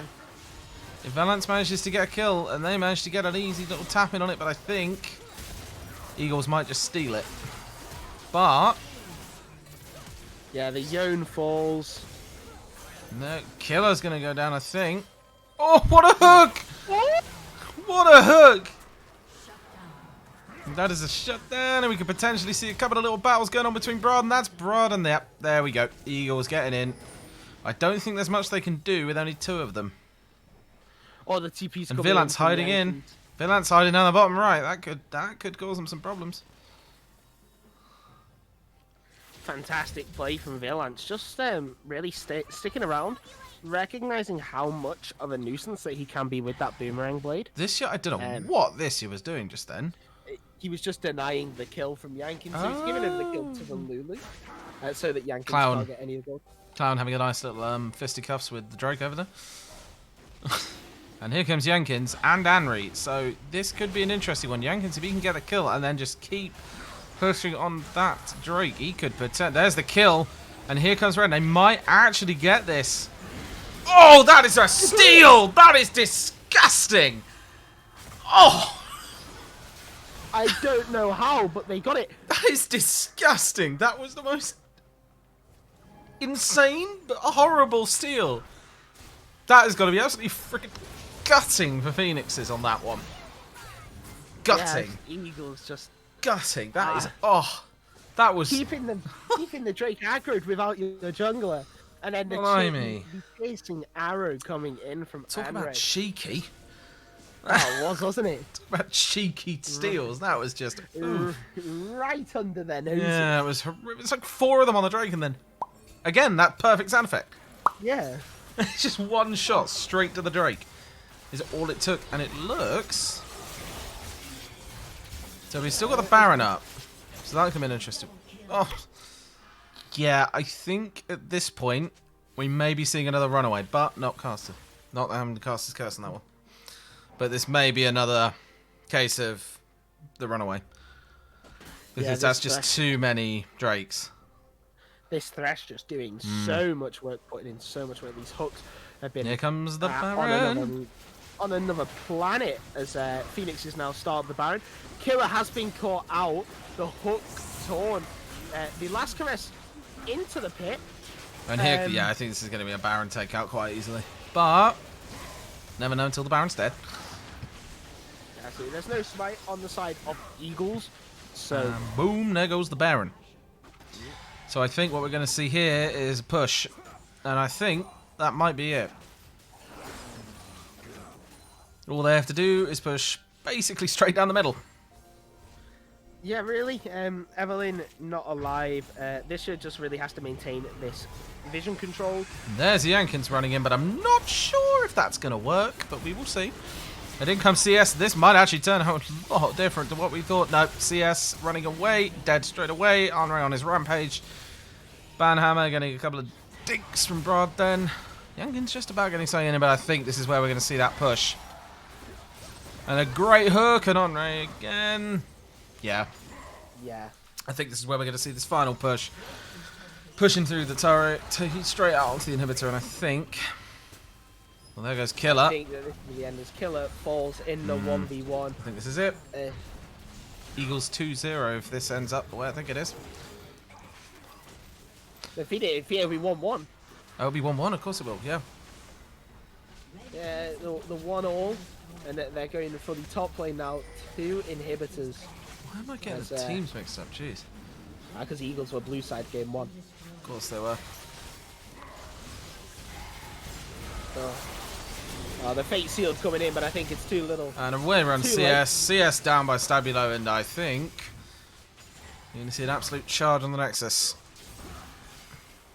An interesting second item, though. Oh, yeah. That's it. Okay, apparently the game freeze just immediately heralds the fact that that's a win and a 1-0. This could go to 5. Hopefully so. Let's hope. We've seen some fantastic league. There's some genuinely brilliant league going on here. Shen went redemption second item for that heal. Truly support Shen coming out. Low economy tank. Some mad league. Really? I'm just going to say it right now. There is some insanely good league. Yeah, I think Banhammer's having some issues with frame rate and dropout. Yeah, maybe ideal for him to sub. They could potentially utilize someone from Team 2. They could potentially utilize someone, and that would be interesting. That would. Yeah, they could potentially utilize. Could get Energetic switching over potentially because he was subbed out. Yeah, I'm not sure what they would do. I think the point is as well is Energetic is actually an exceptionally good player on the early game. It's just it's just that late. It's just once it hits a certain point, and I don't know if it's luck or I don't think it's a lack of skill because I think the skill's there. But I think it's just a case of learning. He's not, as far as I know, anywhere near experienced. There's a lot of other players in these teams. So to be fair, for him to actually still be holding his own in the first part of the game is actually very impressive. Agreed. Sorry, I've just seen something in the Discord. That is brutal. Oh, that is so brutal. Oh, that is just sad. That is one way to shoot down a player's heart. That's so mean. But yeah, I'm gonna get this draft up. So, I'm gonna check who's blue and who's red. But I think it should just switch. I believe it should. Just checking, but it should, in theory, be Eagles as blue and Phoenixes as red. Yep. It is Eagles as blue, Phoenixes as red. I'm just going to be getting all their stuff to the respective players. Send this to Jenkins because he is the team captain. If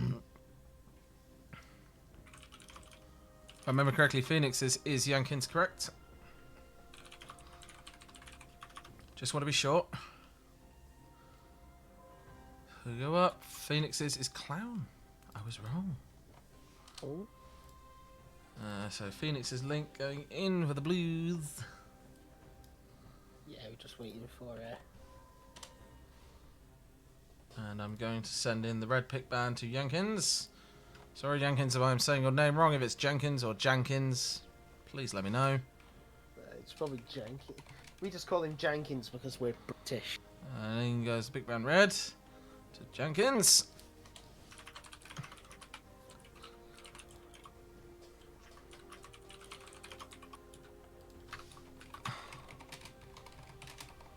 And there's the spectator link for the pick band. Ooh.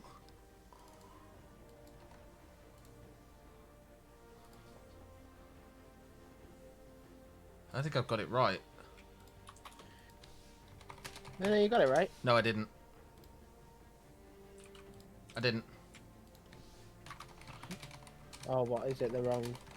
I thought they swapped. Yeah, same. Oh, are they stay? Is Phoenix staying blue side? The Yeah, Eagles are blue side. I thought Eagles were blue. Eagles are blue side.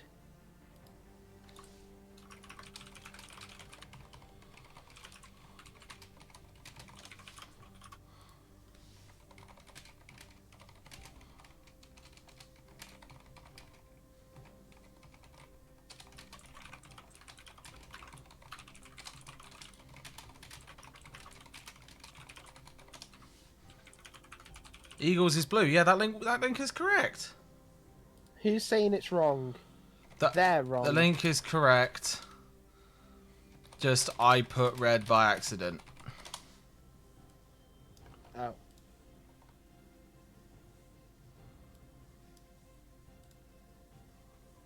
Oh. I see Eagles.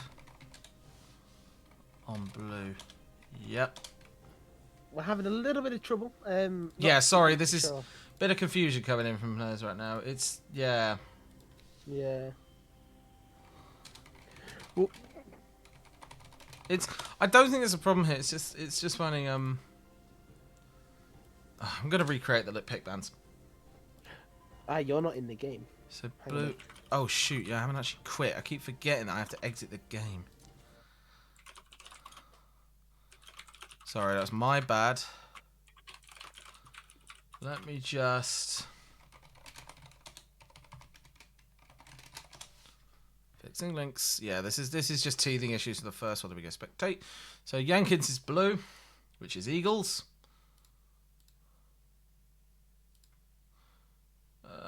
Eagles on blue. Phoenix is on red. Create. Copy.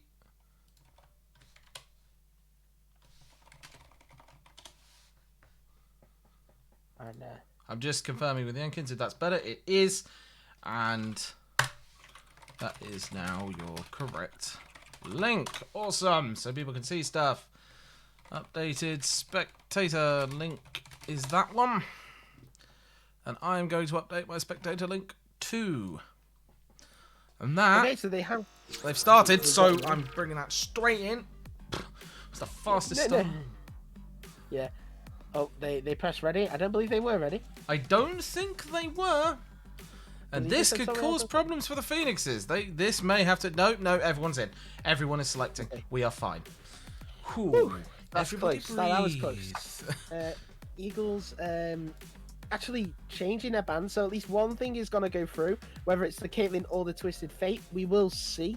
You would like to see that... Oh, it is the Caitlyn. The Caitlyn has managed to slip through the band as Skarner has been banned away. Phoenix is keeping it plain, keeping it simple. Same bands as last game.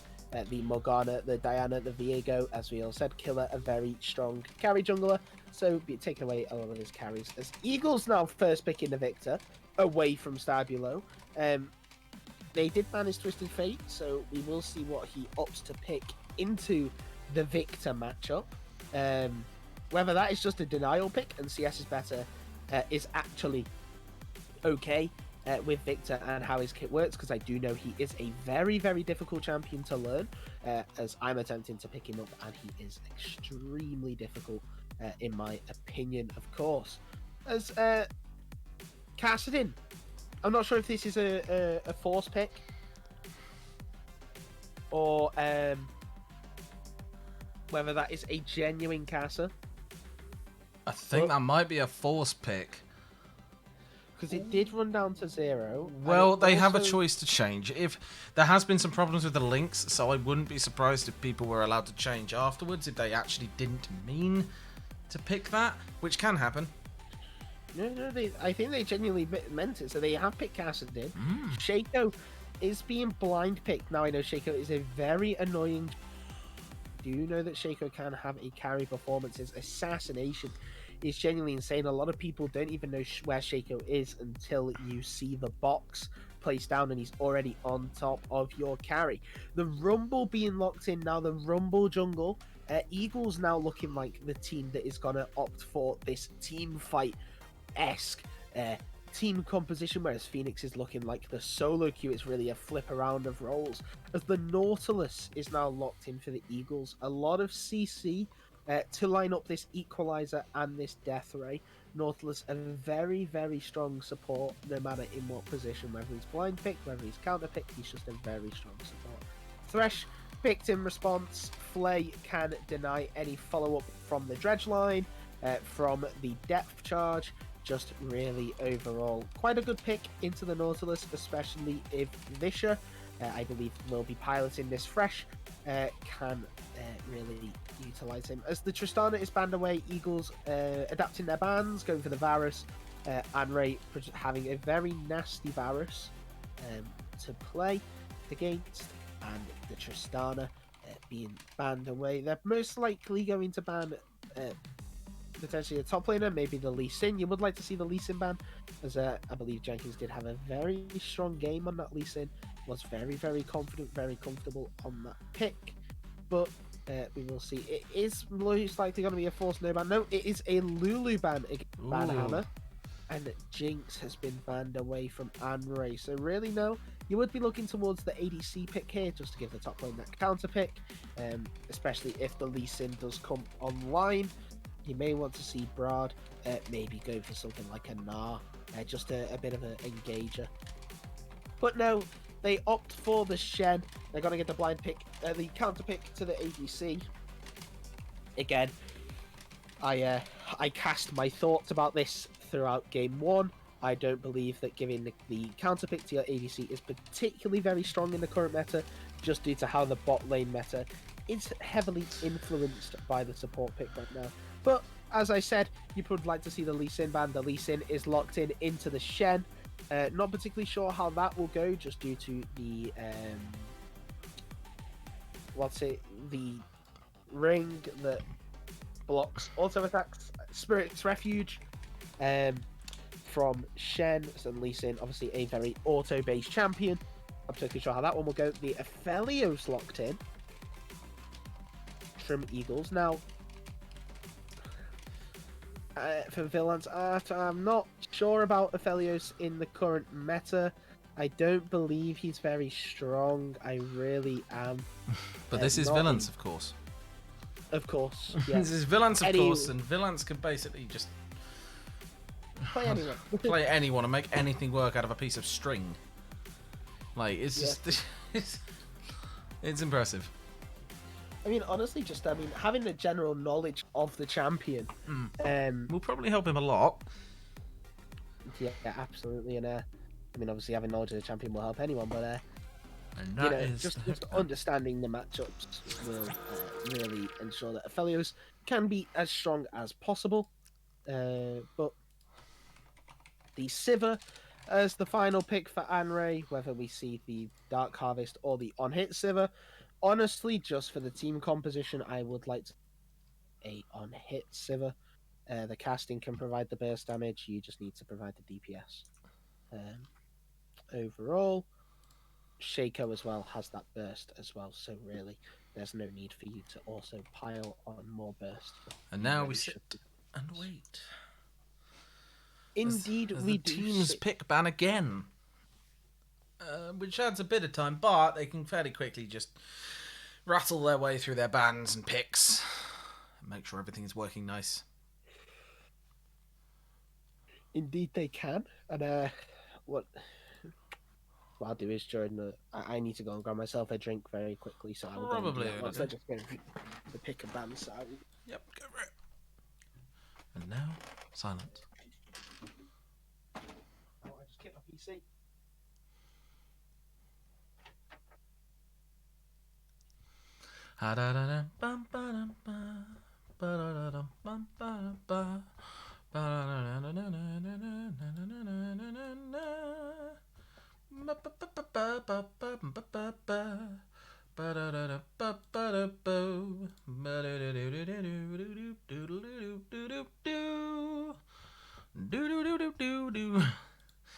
So I'm just gonna sit here and sing for the next sort of few minutes until Atomic is back.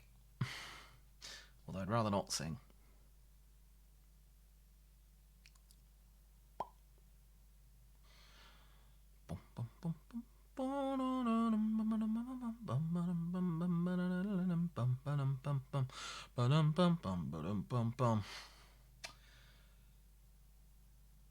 This is the moment I wish I had my Xbox turned on. Useful.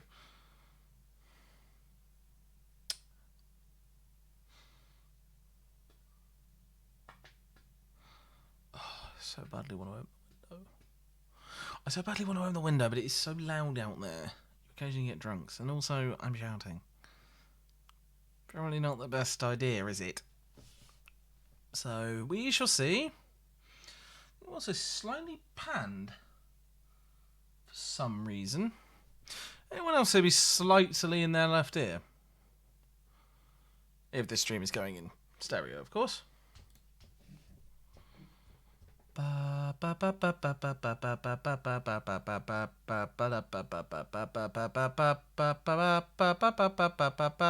we go.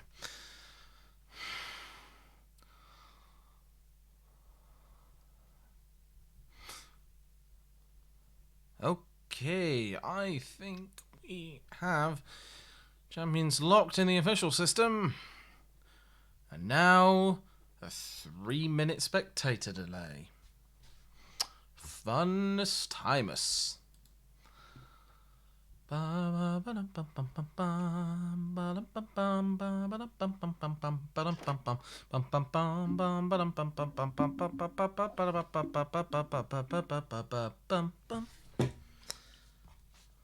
Please tell me you came back perfectly in time. That was amazing. I just finished singing it. I just finished humming something and you perfectly right back. I have come back with a drink and something. And more breath. Well, literally just a drink. Yeah. And now we wait. The spectator delay. Yep, gotta love it. It's truly It's truly not the most annoying thing in the history of mankind. Yeah, but unfortunately needed. Yeah, which is a shame. Indeed. But we can use this time to talk about win conditions. I think both teams are just looking to scale. Aphelios, very notorious 3-item carry, and also very notorious 2-item spiker. So he does spike at 2 items, but at 3 items he rarely comes online as that almost near solo carry. Victor, a 2-item carry. Rumble, very strong in the early game, does have a lot of presence, releasing Gore Drinker as soon as, or Stride Breaker as soon as that item's finished, becomes a massive nuisance. Nautilus, just very good for picks. And as you've got Phoenixes, they just have Kassadin and Sivir, and you get to late game, they are either untouchable or they deal so much damage that you can't kill them before they kill you, so it becomes a pain to kill them. Especially dependent on the Kassadin Sivir build. If Sivir's gone Dark Harvest, you're just going to face tank a full Q, which will deal about 1,500 damage. Or if you're against Kassadin, who's gone Conqueror, he'll just heal up when he ults and gain those stacks already. Shaco and Shen and Thresh, really bridging the gap between that early game and that early, mid, and late game. They all just bridge it together nicely. Shen just super strong, super present throughout every phase of the game. Shaco, dependent on how quick he can get snowballing. If he can get snowballing in the early game, pretty good. If he can get snowballing in the mid game, not the best, but still there. If he hasn't snowballed by the end or going towards the end of that mid game, does fall off quite heavily. Doesn't have that assassination potential. But alongside the Shen or the casting, Shen using that ult with the invisibility of Shaco, it's an invisible Shen. Shen just appears behind your carries. The taunt coming in, it's just not very fun. Thresh facilitating those picks, just being a general nuisance as well. No spell shields, no nothing. But go. We're loading it. Finally. Feels like an age when you have that spectator delay. Oh, it really does. And you really feel like you don't know what to talk about. Yeah, there's a slight downside. I don't know how they vamp as much as they do on major LCS stuff and LEC. It's because they have like statistics and like I wish we had statistics. Timelines and stuff. We do, but I forgot to get them out. I wish we had statistics, but League doesn't give us access to the API because we're not a very big group. Sad. League, give us access to the API, I beg of you. It creates so much use. It's just so nice for amateur stuff to be able to get access to the API. I know, this is not knocking League, and I'm saying it's not knocking League, because at the end of the day, I understand why they do it. They have limited access points to it, and they don't want it completely and utterly ganked by... I'm going to use the term. They don't want it completely ganked by community groups, which is fair. But it would be nice if we didn't have to make sort of the project that we're using to do it public to do so. Yeah. Maybe we just want it as a private project for the group, and we just need access to the API for it. There is basic access, of course, but... we can't say, pull data from in-game. I can do it on my client, but it's not as easy. Yeah. It would be nice. It would also be great for stream. It would just enable us to have so much more info on the stream for everyone to see. So much more infographics. Well, basically, yeah. I'd love to be able to provide better infographics.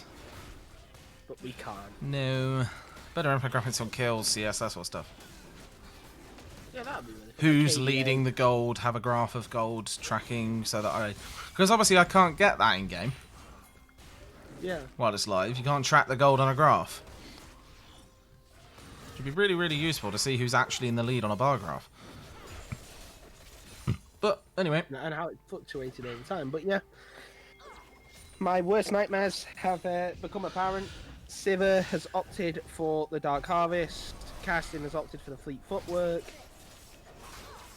It's all gone wrong for choices, in my opinion. Sivir, obviously, in my opinion, as I did give an explanation, the exhaust coming out onto Van Hammer. He has no hook, so he can't really go anywhere. That's a lot of damage coming out, as Anro making me eat my words about the Dark Harvest build, but I'm still going to go on this tirade anyway. You're not the burst damage. You have to recognize your role as the Sivir and optimize accordingly. And in this team composition, you are not the burst damage. You are the DPS. You are the constant stream of damage coming out. Obviously, you can get free burst champions and it work out. But if they just have someone that can sustain straight through it, aka the Lee Sin, aka the Aphelios with Red Gun, aka the Victor with Zhonya's or with a shield on his Q, it becomes very hard to burst down champions in that sort of nature. So it's just a general nuisance to try and burst them down before they can react. So as well, the Cassidin going Fleet Footwork really just optimizing the lane instead of the game. In my opinion, I mean, you're gonna ult into them, you're gonna auto, and then you're gonna have increased movement speed and a tiny heal. So the question is, this early in the game, based on comp, based on what you've seen from the previous two, Who would you say has a better chance? I mean, as Stabilo goes against... who was that Stabilo, was it? Stabilo and Absolute Stabilo goes against First Blood. As he goes against First Blood, who would you say has the best chance of finishing this off as a team? Just based on purely their champions. As Banhammer comes in on this, yeah. Based purely on champions. What a hook. Yeah, a fantastic hook. It really should be Phoenix's to lose. Yeah, I think that is the case, yeah. Oh, Banhammer just walking up. Oh! Oh! Anre being burst down, the shield coming in from Banhammer, and he misses the hook. Yeah, there's the root. There's the two straight back. Yeah, but yeah, purely based on champions, it really should be Phoenix's to lose. The level 16 power spike of Kassadin, plus the late game of Sivir. Too much to ignore, in my opinion. Too little to not do anything about. Killer there, just taking away the big Krug and being happy with work as Brad actually comes down. I think Killer might have a bit of trouble here. Ignite for Flash, which is a pretty good.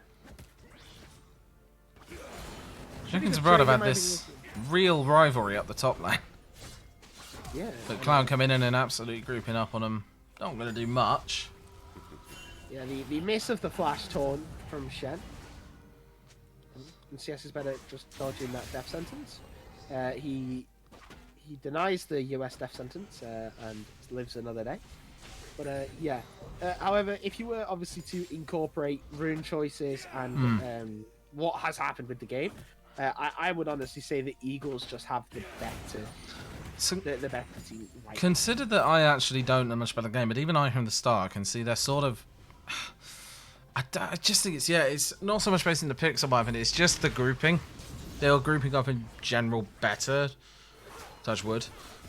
But yeah, they are grouping up better. They are using their attacks at the same time, as proven by Banhammer and Villains at this point, rooting both of them at the exact same time. But as I say that, Banhammer does get pulled in, and this could be very close. Yeah, Ban down. But that's a trade, and there's the dump. And it's the dump. Yeah, and a failure. Like, again, they're just grouping up. They are grouping better than Phoenix's are. Yeah, Phoenix's has the better solo queue composition. Eagles have the better team composition. And at this point, team comps are better. Yeah, really. Stabilo doing a very good job. Really bullying this Victor. Victor 32 CS, 6 minutes in, and really not getting access to any of the experience that he needs. He's 2 levels down already in this lane, and this is not in a position you want to be in against the Kassadin. You want to be bullying this Kassadin early. That's absolute clown now. Charging in on Villains. Yeah, but Villains is getting able to stack his guns. He's got 3 coming in on him though, and he might have backed himself into a corner right there. But Ban getting a pull in on him and rooting down this year. Ban stunned. Villain's gonna probably die here, but Ban has still got quite a fair bit of health, and so is Killer. So Anri might be in trouble as well as this year, but pushed back, and that might be this year. Yep, straight down, and Anri lives to die another day, but he's very lucky. Yeah, fantastic collapse by Vischer from the Riverside, forcing Villans into a bit of a corner. Villans was kind of unfortunate there not to get the kill onto Anri. Yeah. Anri managed to escape with 1 HP. But just the turn of the guns was a little bit too early for what Villans would have wanted. Using the ultimate on the green side rather than the white side. I think he would have preferred the white side just for more chakrams there to deal a bit more DPS. But, yeah, obviously can't be mechanically 100% all the time. As hook, and he does manage to hit it onto the Castle. Nice hook. Yeah, the director camera would rather show us the little wet noodle in the top game. I did see the hook happen on the minimap, so that was where information from. Yeah. Eagles now, 3 of their 5 kills are on Villains, on his Aphelios. Aphelios is farming up extremely well as well, and he already has that Noon Quiver and Berserker's Brief. So they're almost at a 1k lead. They're almost at a 1k lead too. But in comes Killer and Jenkins for Brad, and this could potentially cause problems for him. Yeah, he does have that quite a few problems for him. And there is a potential here for Brad. Yeah, he's got to go to deal with the death variety, yeah. And that gold lead is now over 1,000.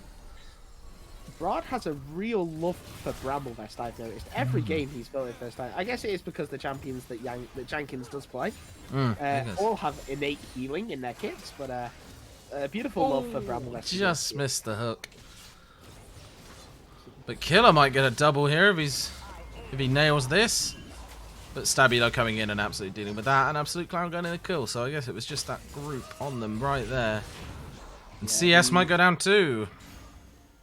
But Stabilo backs on. One more casted in combo, I believe, there would have picked up the kill. This year might be screwed. Vilance absolutely downed.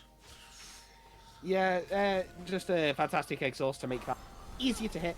Manhammer on the top side of the map, Bishop, seeing in there. These two might get plating down. Yeah. Plating, maybe 2 bits of plating there, the wave is not strong enough at all. Yeah. And Ray has no mana to deal with it as well. Manhammer taking out that ward.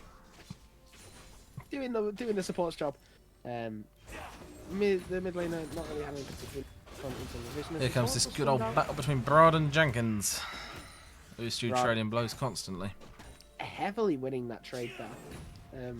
Really just using that Spirit's Refuge very well. But, you know. Gold even. Gold even, not much going on. Just teams farming up. Kind of what both teams want to do, and I believe that this benefits Eagles more than Phoenixes. Just purely because the fact of how Eagles in a team fight would be just a lot stronger. But, you know, we do see that in there is quite... If there is going to be any gold lead, it would be in the mid lane. Or it would stem from the mid lane, just due to that CS discrepancy and that XP discrepancy. No, there isn't any XP discrepancy anymore. Stabilo level 8, now he's leveled up to level 9, but CS is better. Level 8 now as Brad. I thought that was a flash then, used by Jenkins, but it wasn't, it was a Warthog. Yeah, it's a very slow start, this one. A few occasional dives in, but not much to talk about, not much to write home about. Yeah, absolutely. It's the hook actually managing to line onto Anray. Does spell shield that second route. And the hook lining onto Vilance. Vilance is on his own. And down. That's Clown's fake. Ban might go down here. No, he does have the shield.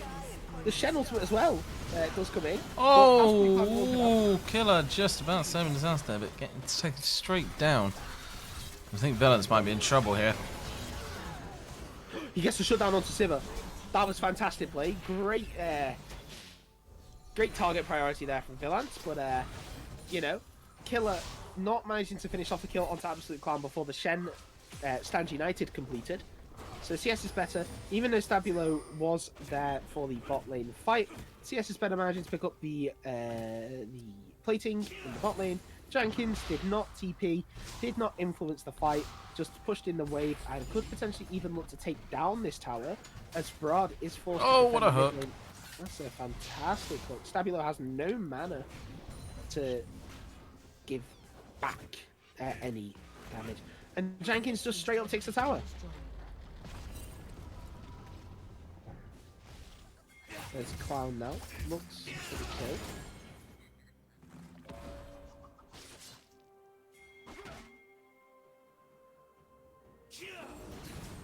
Can we see in the solid wave actually managing to land? The equalizer goes wide as the Flater hook. Victor unfortunately falls. And Sivir managing to pick up the kill there. 6-3-1. Mana Moon complete serrated dirt. She's got to deal a lot of damage. Maybe I'm going to eat my words about this Dark build and its DPS potential. After that kill onto CS is better. Back in a moment. Okay, I will try my best. The TP coming in from Jenkins as the hook manages to land onto Victor. He does get root depth charge onto Anray. There is no spell shield for you. Jenkins will pick up the kill onto the Thresh. They are going to chase down Anray, but he does have access to that on the hunt bonus movement speed. picking up, or managing to run away, I should say, as CS is better, TP into the top lane to ensure that Brad pushing in that wave will not deny any XP or CS. It will be given to at least one member on the team. Vilance has had ample time to farm the bot lane as the Ocean Drake goes over to Eagles. The next is an Infernal Drake. So we will be seeing either a Cloud or Mountain. Now, if you are on the side of Eagles, you do want to see that be a Mountain. You want that denial of that burst damage from that Dark Harvest Sivir and that Fleet Footwork Kassadin with that Rift Walk ultimate and Sivir with that Boomerang Blade Ricochet auto cancel. There's a lot of little niche things you can do with the Sivir that can absolutely insanely promote her damage. As Lisha taking out that control ward in the pit, Banhammer not really doing much, just ensuring that his AD carry can recall without being harassed. CS is better, taking another control ward, just a lot of vision control, a lot of vision denial coming out from both sides as both teams look towards the Rift Herald, even though Baron is spawning. And actually, no, never mind. Absolute Clown picks up the Rift Herald. I'm not sure when. Must have been whilst the director camera was flicking out all over the shop. Yankins hitting a pretty interesting Dragon's Rage onto this as the Equalizer comes down onto Absolute from Vilance with Infernum will deal quite a bit of damage. Absolute Clown using that clone to really attempt to get away. As Absolute Clown, the clone does spawn back the Sonic Wave magic to hit, but Yankins just dealing so much damage. The Fleeing comes out and there's also an Ignite, however, the Conqueror will come in. The Root does land. That's a lot of damage from Vilance. The Lantern will allow Anray to get out. It's just a kill. It's just a pick onto Absolute Clown in the end for Eagles, as Stabulo is in the bot side just pushing in the waves. Vilance, Killer, Banhammer, and CS Better all grouping together to ensure that Brad and Anray can't approach this first tower and will indeed get it. That's tier 1 for mid. That does allow CS is Better to open up the map for him slightly, as Brad will get stunned in that gravity field. That's a lot of damage. The hook landing onto Banhammer, and Banhammer, you don't want to manage to pick up the kill. Yankins on the bot side of the map, Stabulo got caught up a little bit, so it's a 1-for-1 in the end. Rampage now for Jenkins, 4-0 with the Gore Drinker build this game. I believe he did go Stride Breaker on the first game on Lee Sin. Shaco, we do see opt for the AD build, going for the Gale Force, the Berserker's Greaves, just providing that extra bit of damage. I should have pointed that out. I should have known that when he did go Hail of Blades with the Challenging Smite, not the Chilling Smite. Killer opting for Chilling Smite. And tier 1 does go down on the bot lane, opening up the map again, just allowing these lane assignments to change. We would like to see CS is Better opting. Now CS is Better opting for the build that I love to see. However, the wrong boots, in my opinion, probably should go the Sorcerer Shoe, just provide a little bit of penetration, provide a little bit of damage. The ability haste, however, you don't complain. Any more ability haste onto Victor is very welcome due to his long cooldowns, and having your Q up pretty much every 5 seconds is a very nice feeling. Absolute Clown looking for something, but the wards around will spot him out, so Banhammer knows not to walk up, and as well the placing of the Shaco box will make them aware of where he is. Stabulo pushing that top wave just straight into CS is Better arms. CS is Better, but unfortunately it is not better this time. Only down 40 CS though. This game, however, down 2 levels. However, you could say that this is kind of negated by the 1 level differential in the top and the jungle. Stabulo potentially could have found CS is Better, but CS is Better not willing to walk past a certain point, even with Flash available, not willing to waste those summoner spells, knowing that they may potentially come in handy if a team fight was to break out. 7-3-1 on this Sivir, so we do know where Eagles' priority will lie. And Jenkins manages to get a pick onto Absolute Clown as the box is forced to use by Visher. The Equalizer goes across the face of the wall. Absolute Clown, I believe that is his Cologne is in the back line. Yeah, and they do summon the Richard accidentally, I believe it was almost done. As Brad coming in now. That's a lot of damage onto Killer. Banhammer falls very low. The Dragon Switch over the wall for Stabilo means that he's out of the fight. Brad picking up the kill onto Banhammer as Aphelios manages to pick up the second kill. Shaco picking up the kill onto Victor will mean that it is a 2 for 2. But both of the kills in that fight going over to Villain, so very well played from Eagles. Silence going on to Yankins and the wall top over the wall, and they pick out Andre here. The shutdown is maybe a 1-for-1. The Yankins managed to get out of the wall, and that is the Conqueror coming in with the healing. Killer does have an easy box over the wall, but the overheat was on Killers. That would have been the time to go in if you were the supporter of Phoenixes. 0-5-9 now on this fresh Vischer, not having the same impact as game 1. Stabulo now about to get maybe potentially picked off as the root does land, but there is no Q as the Hawk manages to land from Vischer, and the shutdown given over to Absolute. That's one way to do it. That's one way to do it. Indeed. Just the hook into Shift in the back as the Drake is spawning. It's the Infernal, and we'll see which team manages to get hands on it. What have I missed? You missed a pretty big team fight. 2 pretty big fights. Shame. As Vischer thought he was the one catching out Yankins, but he may be the one getting caught. The Shockwave imagined to land. Locket, Dragon's Rage, just there. And Eagles now turn their attention to the Drake. You know, a That's very gonna well go played fight. Oh, yeah, there's the Drake going down, and Hammer just picking up that. The voltage rise. Dun dun dun dun. Oh, it is a mountain song. So as I was saying before, this is perfectly exactly what you want if you are on the side of Eagles. Just deny that burst potential, having that extra damage, having those extra resistances. Obviously, you cannot script, you cannot know what soul it's going to be. Probably would have preferred to have had the 4 mountain souls rather than the... I mean, the ocean's kind of nice, but the Infernal you'd probably want. It's okay, you probably don't want to go over the Infernal to the side of Phoenix. Well, it's something. Anyway, yeah, it's something. It gives you a little bit of extra bonus damage. You can never really complain about bonus damage, in my opinion. But even then, I'm sat here complaining about it. You know, it's a bit of a funny situation to be in now, as Vischer has been spotted on a ward, dropping that control ward, and we'll find out that he has been on a ward the entire time. And this is really what you want to see from the side of Eagles, just this control, this vision control, just to allow them to set up for these insane fights that allows Villans to get that the Moonlight Vigil. Yeah, the Moonlight Vigil, whether it's the Infernum, whether it's the Crescendum, whether it's the Gravitum, you know, 3 of his strongest Moonlight Vigils, just to get them down through the Fog of War can deal a lot of damage, especially onto this Shaco, this Kassadin, this Sivir, even through the Consecration, I believe is the name of the ability. Consecrate, yes, the Consecration, given out by Thresh on his Locket. It's really just a case of playing around the Fog of War and making those picks or starting up those team fights, because you just know that Phoenixes can't sustain a team fight right now.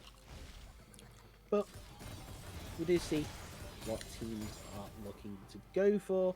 You do see that Villance has completed the Runan's Hurricane, a pretty big item spiky. It does look like he is opting to go for the Phantom Dancer with that double longsword as his 3rd item.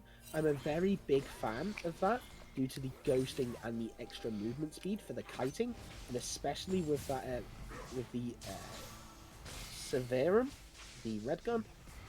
I will call it rather than its actual name. As Stabulo now has been picked off, even through the Everfrost. That's not ideal. The depth charge has been caught. There's the Equalizer. Oh. The Shadow coming out actually will save him. The Taunt coming in as well. Absolute clown. Sending in his Clown Clone. To see what that can do. Is animated by Yankins here. Phyllis does have the perfect guns to sustain that, but we have some trouble for Jenkins and Balance here, but we'll see. Yeah, the exhaust coming out, and that's a lot of damage from Anray, but that's a fantastic heal. The amount of healing on that red gun is insane. If you don't get any anti-heal sooner rather than later, Balance is going to become a major problem, especially through that Conqueror. as we do see now the Sonic Wave forward from Yankins. Not gonna amount to much. CS is better now. Caught out by Absolute Clown. Using that Gale Force shift to just assassinate his opponent. But he does look like he's going for the Bloodthirster second item. Alongside the Gale Force. And weren't we talking at the start about how Vince potentially picked the wrong character? Yeah, I mean, honestly, it depends what he goes for this third. We then changed, obviously, you made the point of what you actually pick as your character, what you use, and that's exactly, in the knowledge of the character, is basically what's caused him to be able to do this. Absolutely, it's just Valance can play anywhere, he could play Lee Sin ADC if he really wanted to. I mean, he's just so knowledgeable on the game. It's very fascinating to watch and how he makes these AD carries, which are supposedly weak, work. In the end, does opt for Lord Dominic's Regards as his third item. Not particularly sure how to think about that. I can see it being very good to treachery. Killer might have a bit of a problem. Yeah, indeed. He may have Stabilo Magic to get that flash rift one. But here comes the team fight. Kill? Yes, as well as now being assassinated by Absolute Clown plus the flash over the other Ignite coming in. Depth charge, but Yankins seals the kill. Absolute Clown falls to the spawn of the Chaos Storm. Oh my goodness, Jenkins, Jesus. And, Clown's probably going to go down here, and as well as that this year. And there they go. There goes Clown's clone. And Broad, the only one left. This is what I was saying before. The team fight just isn't there anymore. Through the rune choice, the first. I'm sure we know who's winning this now. Yeah, absolutely. It's a 6,000 gold win. I mean, at this point, there's not much you can do apart from damage control. And yeah, and even then, if you scale to the late game, can you really do anything? You're against a free item of Felios, you know. It's very toss and turn if you can't even do anything as well. It's Eagles proving again. Yeah. It's Eagles proving again that they can pick those insane team comp. And even when they don't pick a team comp, it's impressive. Last game, they didn't do particularly too bad. It was just they kept on getting picked. And that kind of, in essence, lost the game because they did get picked before major objectives. As the Bloodthirster has been completed for the Shaco and Yankins now, potentially picking off Fisher, forcing out pretty much everything, the Flay and the Lantern there. Pretty long cooldown to give over, but it's a... For the next time he's been picked off, unless Fisher decides to stay. Where's Chrissy G? I believe Chrissy G is not here. He has no internet. Very sad for Chris to not be able to partake in this best of 5. Obviously a very solid mid laner. Very fun to watch as well, to see his Azir, his Victor, his LeBlanc in action. But it is indeed unacceptable, Chris. Why is there no internet? You have failed us all. Indeed. Get here now. Turn on your mobile hotspot. Turn on your mobile hotspot. Utilize your data. Spend thousands of pounds. No. On us. On us. Don't do that. Oh, here we go. Eagles heading for the Baron. Yeah, they do have that 6,000 gold lead. And Phoenixes might make a slight push, but I don't know if that's a good idea. I don't think so either. I mean, and then suddenly the entire wave of Eagles just comes out from there. And they realise they made a horrible mistake. I'm not even sure which one's the real one. Okay, actually, Yankees Dragon Dragon. This you're about to go down if he's not careful. Ooh, Manhammer down the bottom, somehow surviving. Yeah, using that locket passive very well. And also his use of his Titan's Wrath to give himself that health shield there. He is maxing it second. I did just check because I needed to check what the ability was called. He is maxing that second, so he is not getting the bonus slow, which obviously gets up to 50% when you max it on the on the Riptide. Slows them 50% over 1.25 seconds. That's a very, very big slow for anyone to have in their kit. As the Zeke's Convergence now, 10% extra damage. You would be expecting to see that go onto the Aphelios when, yeah, there it is. The conduit has been made. The Seraph's Embrace has been finished on Victor now. The Seraph's hasn't been fully stacked on the Kassadin yet, despite the Kassadin seemingly using a lot more mana to... Clearly has not been Rift Walking to different positions to really abuse the fact that you can stack that Seraph. Oh, what a hook by Ban there to kill, and well, potentially kill this year. I want to get him ahead of myself, but this might turn into quite a significant team fight as no puts in and doesn't really succeed, and then that is an absolute destruction. Double kill, and potentially Anre might also have problems, but the biggest problem comes for 5 as he's slain by Banhammer, and blimey.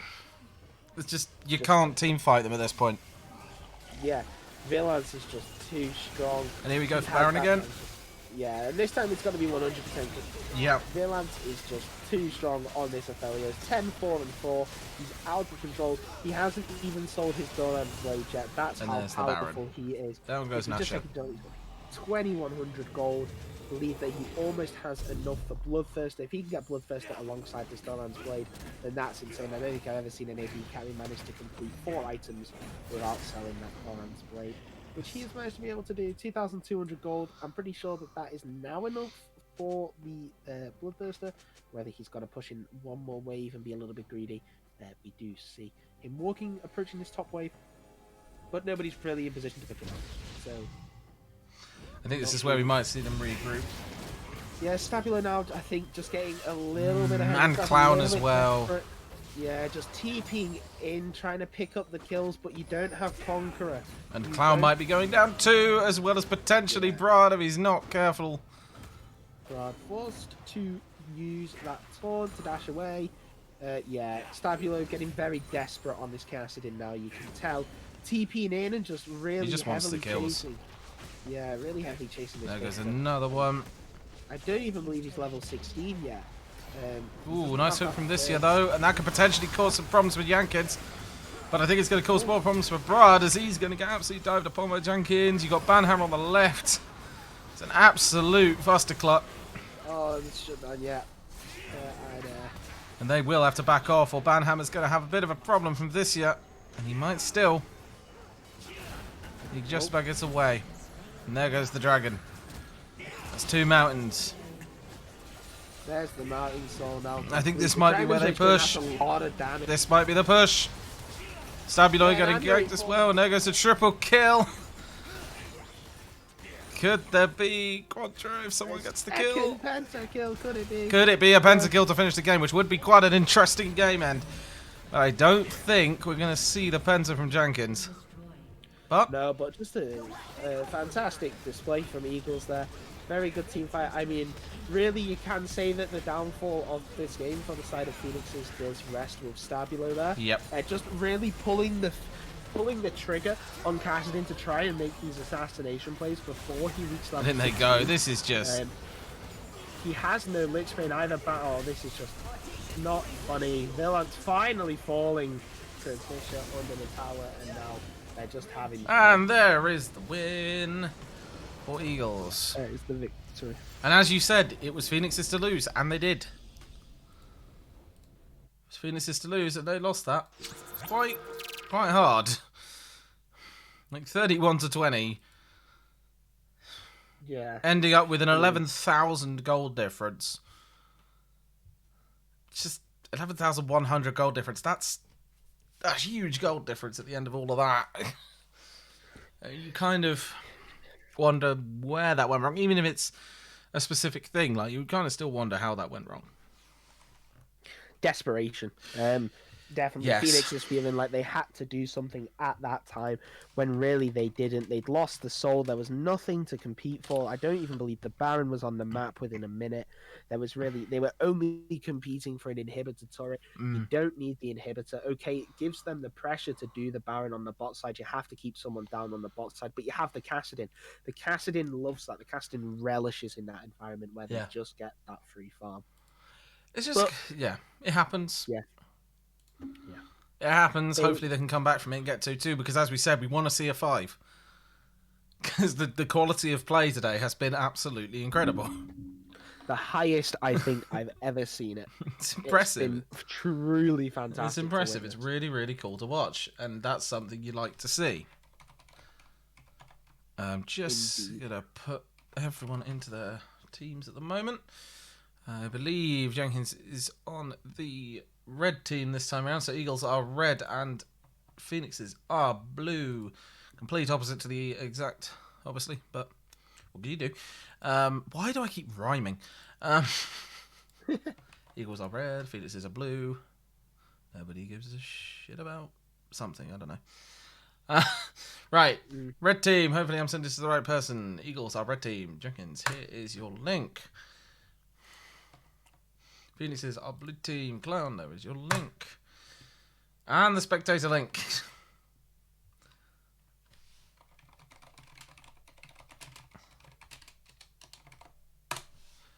There we go. There we go. So, should be brought onto the pick ban, which they could immediately start. They did it last time. Yeah, I believe that we should be all good to go very soon, as soon as both teams obviously ready up. Which they are currently waiting on, I believe, one player on Clown's team right now to join. We need invites to the lobby as well. Yeah, I've been invited. I can't invite you. So we'll just have to wait for the invites to all go out. I believe the invites have all gone out at the moment, but we'll see. Yeah. Don't worry, I messaged Vilance and being like, please invite. Was invite. I'm just going to get the page up on the left so that I can keep an eye on it on a slightly bigger screen than my OBS. Yay! I got an invite. There we go. But we still have Jenkins on team 2, which is positive. It means that I've got them the right way around, hopefully.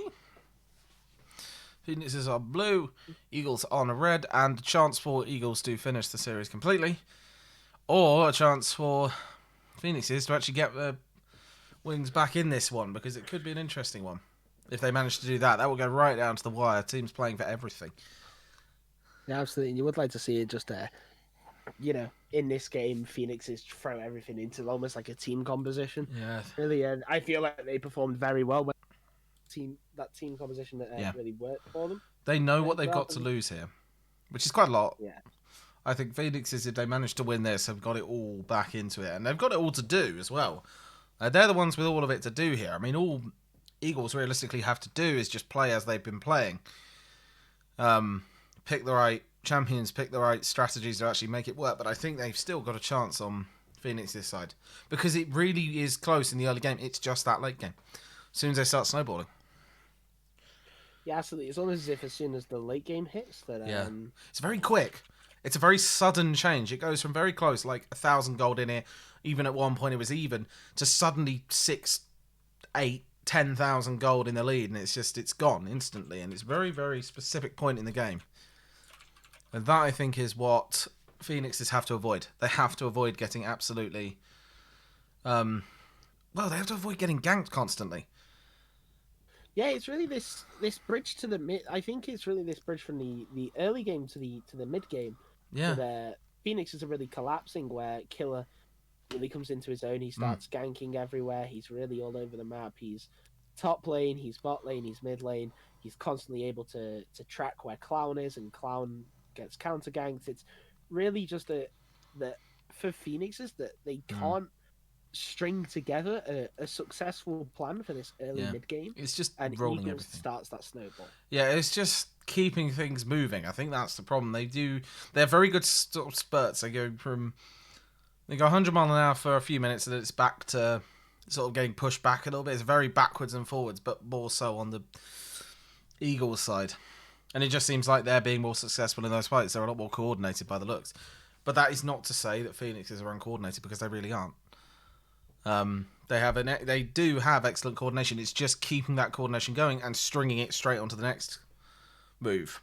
Because they sort of, between those parts, they sort of sit back a little bit. And it's almost like you've got to keep the pressure on. I think that's literally where it is the pressure. Yeah, absolutely. It feels like Phoenixes are being pressured quite a lot. I'm not sure how well they're dealing with it. But we'll see. Just waiting on teams to all be in their respective links so that they could do their pick bans. So there has been Henry's away, I believe, so give it a second. Yeah.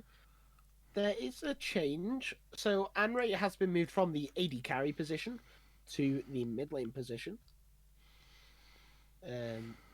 So Anray now on his preferred mid lane role. That could help them out.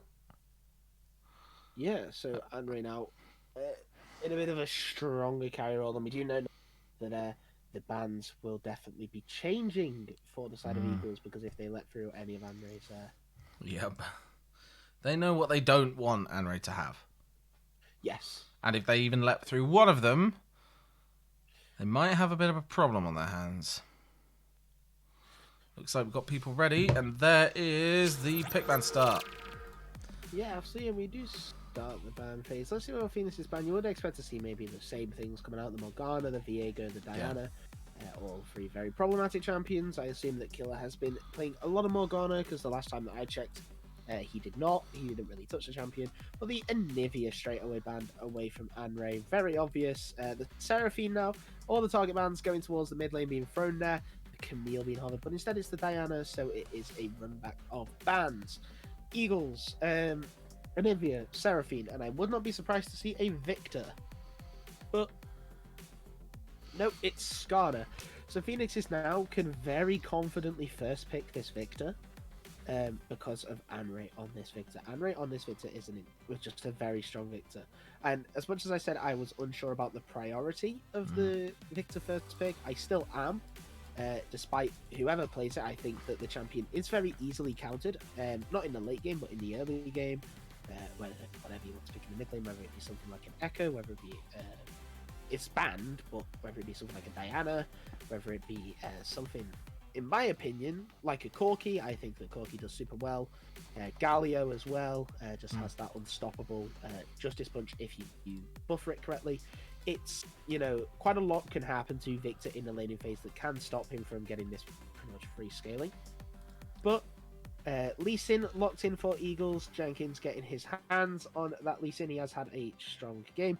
Graves is open, so it is taken. Killer on his famous Graves. Beautiful beard, beautiful shotgun. What more could you want? Really? Basically, yeah. There's beardy shotgun. Even his shotgun has a beard. Oh, I wish his shotgun had a beard. That's basically McCree, but with a beard on his revolver. Although that would be impressive. Moustache on the revolver. Yes. Like, that is an interesting mental image. We do see Phoenix is opt for the Poppy. Poppy, I would say, is a pretty good counter to the Lee Sin, the Steadfast Presence to deny the Sonic Wave. We will see what the last pick is for Phoenix's. Anray is the interesting one on Phoenix's front. It's a Zac for Absolute Clan, so a lot of engage options. Poppy, Zac, Victor. Victor, not an engage option, but the Victor, very good backliner, very good at dealing damage in the late game. Nautilus will be picked. It is looking like a very old style. Season 8, Season 17 composition coming out from the side of Eagles. Just your engagey support, your ADC jungler, your top laner who's a fighter. Next minute we'll be having a mid laner who's like Orianna, just to provide that control, maybe an Azir, if it is in CS's Better's wheelhouse, just for that constant damage. Maybe we'll even see a Galio mid, but the Aphelios ban coming in from Phoenix's, and the Thresh ban away from Vischer, the Tristana ban away from Stabilo. I know Stabilo is a pretty good Tristana, so that Tristana ban still being. We will see what Phoenix is up to ban last, whether it is Navarus. If they manage to get the ban, that's the question. Yeah, very true. They look like they're pausing a lot. They might lose this ban. Nope, Yeah, there's the Lulu. There's Lulu. They really did not want to see that Nico mid lane again. However, they still I fucking said Lulu, sorry. Oh no, Anri's in the mid lane, but Stabilo, Navarus is not an incredibly hard champion. So the Annie. Please don't kill me, League fans. Alex said he called fucking Nico Lulu, and I want to die. Okay. It's okay. I want to die. That's just that's actually the worst mistake. Villains has left Wi-Fi DC before the pick's finished. That is DC, pick yours. Last one. I'm just sort of checking all this. So we don't know what he wants to play. Pick yours, our last will be for him. So we don't know. Yeah, okay. So it looks like what it's going to be is basically this pick ban will happen, and then we'll have a pause between that and the teams actually finishing off their pick bans in the actual launcher. So I'm not sure if Best time it could have happened. I'm not sure if that Annie is a placeholder pick then. Interesting. It could be. Might be. Doesn't seem like a pick you'd expect. Oh, the light bulb in his room exploded. Holy. Okay, So that I'm not looks... particularly sure if we have any rules covering whether a light bulb explodes. I don't think we have any rule. Oh my goodness. So basically what he just had is a massive power surge. So Aatrox is placeholder. Wow. Okay. Wait, so... He's literally had a power surge. His bulb went. And the power's out. Oh, so that's a genuine Annie mid lane. Yeah, it looks like a genuine anime lane. So we have a genuine Annie mid lane, which is very interesting. And there's the confirmation that that is the placeholder by Mr. Banhammer in the chat. So that is locked in. So that Annie is a genuine mid lane. Oh, that is cool. I didn't know that when you were picking, it looked like that. Yeah, it does. We basically removed the center from the spectator because the spectator also shows that. But so if you look at the stream, it's very different. From what I'm seeing. Yeah, on the stream it should be different from what you're seeing. It's custom CSS done by Ban for this one. Holy, that's insane. Yeah, the difference is quite big. But this is custom CSS and OBS, so it's a case of what you see is not what people see. So it's a very big difference. There's a lot of differences. But yeah, I think it's a case of now we just sort of wait. I'm going to switch back to the match loading screen because otherwise we're going to be sat staring at a frozen team pick ban. So Aatrox's current placeholder. Unless Vinlance decides otherwise. So we're going to just have to hold. I wish I had some lift music. I don't.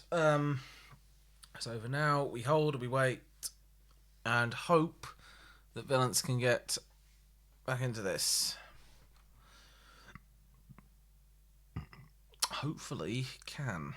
If not, they don't have a sub. Not particularly sure what would happen, though. I mean, if they don't have a sub, they have to forfeit. Realistically, it's unless they want to play a 4v5. I mean, that's the options you've got. Into the game. That's the options you've got. Yeah, like how do you get into the game? Someone joins the last slot and then leaves? I think at that point it's very, very difficult. Like you sort of have this limbo where it's like you don't want to have to forfeit, but you can't realistically start the game to do a 4v5. So the forfeit sort of automatically presents itself. So hopefully Vinlance is back online on Discord. That's a good sign, but it might be on his phone. He might be giving us an update. Come on, Vinlance, please be able to come back, or this would not be the nicest forfeit. It is not on his phone. No, because actually, no. I think I had to remove the broken light bulb first. I guess. He has to, yeah. Well, yeah, because the broken light bulb is going to be shorting constantly. And it's also kind of, smashed. If it's smashed, then it's a smash. I hope it's not exploding because that could have gone horribly wrong if it's exploded properly. This is a very shocking end to a match. In before getting electrocuted, yeah. In before someone comes in and I think the point is it just depends how long this takes, because I mean all they'll have to do realistically is I like how we've gone from League of Legends to discussing the nuances of a breaker box when you have a power cut. This is like top notch content here. Absolutely. What else could you ask for? I mean, yeah, the power's out, so most likely all he has to do is replace that bulb, put a new one in, flip the breaker. Slightly off. I don't think you need an electrician's internship for that one. Minutes. Slightly off topic. I just claimed my prime gifted the mystery skins, and I just got Battle Academia Caitlyn. I should I will take claim mine.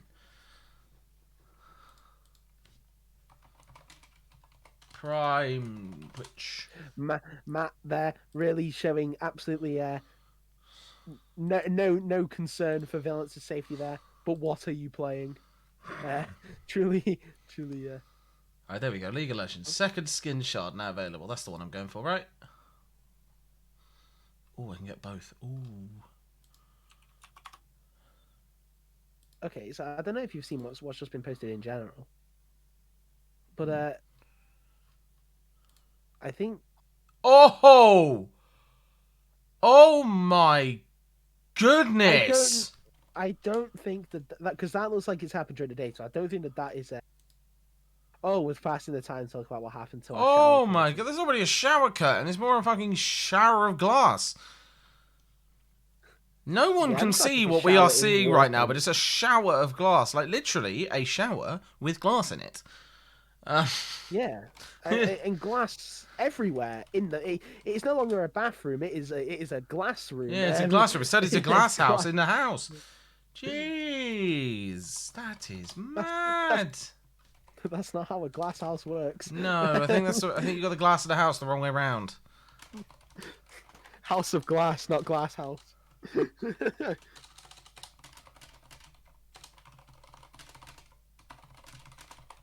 But yeah, that is ridiculous. I have never seen that before. Holy cow. Yeah, that just seems like a error with potentially the tightness of the glass. That seems like a manufacturing error to me.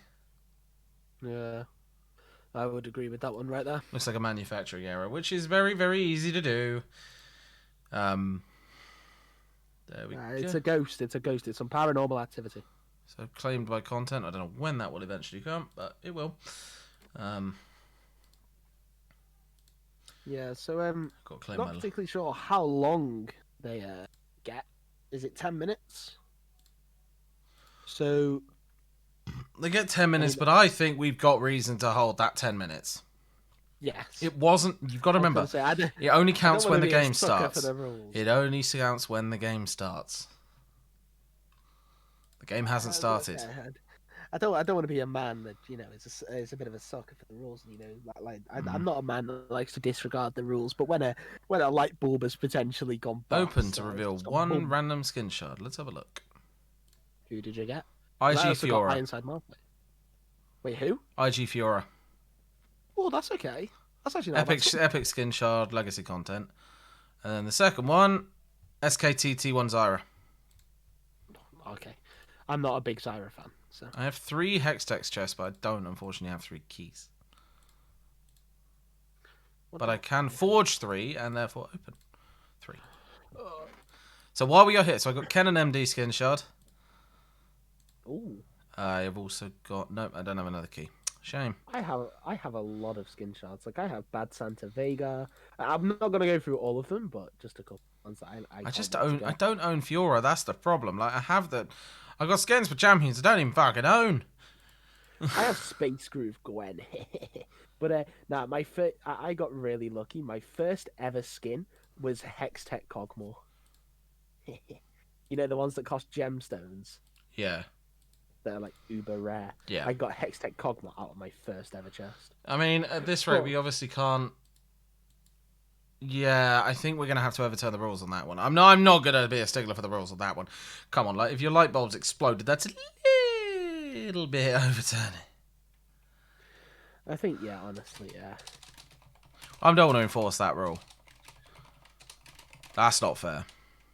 I mean, obviously, if it gets to a very. Oh yeah, if we're sat here for like another 15 minutes with no update or anything. I think it actually has exploded. Yeah. Oh, sheesh! There's a new there. I was just checking YouTube just to see if there's any videos for me that I could reference. I've just seen one. Emperor Palpatine finds his unlimited power cables. I joke that in general. I think we definitely do need a limit on this though. We can't be sat here for like the next half hour. I would definitely say if it gets to it, in my opinion, 25-12. So we give him ample time to replace the bulb and then get his power back on. 20 minutes is a decent time frame for him. I don't know. I'm currently speaking with the powers that be, so we'll get an answer from them. I think the rule... This is not the rule, by the way. This is in no way the rule. I think this is just realistically how long everyone can be online for. Yeah, because, we've had situations where people have had internet pulled because they've been on too long, so we don't want repeats of that. So we will see what happens, because the problem is that it's from Eagles. And that would mean it goes even. Yeah, I mean, would they be able to play or would they just have to forfeit the entire series? I don't think they'd forfeit the series. That's really unfair. I think we could have to draw it. I think it would literally go down to a draw. I would not want to. Yeah, this is obviously just discussion between us. This is not in any way what could possibly happen. But I think the options here are not many. They don't have many. I'm speaking to Tom. Obviously the huge knowledge bank of internet going out. So we'll see what he says, because at the end of the day, he's the one with all the cards at this point. So see what we can do. But there has to be a stop point at some point. And as shitty as it is, I don't like it. 15 mins, and if Valence isn't back... Give 20 minutes, then we go from there. If Valence can't get back, then that's a game loss. And I think we'd have to draw it. Because they don't have a replacement. It's going to be so sad to have such an anticlimactic ending to such a fantastic... This happened last week as well, with all the internet losses, where everyone was like 4v4. And it's like, I think we give the 20 minutes. If no return, I think we just have to draw the series. Because they're just not going to get back. Because they have no replacement. And I think that's a better option than if we had to forfeit the series to them. But I think they've got 4-1. I'm just checking. So a small update from Jenkins.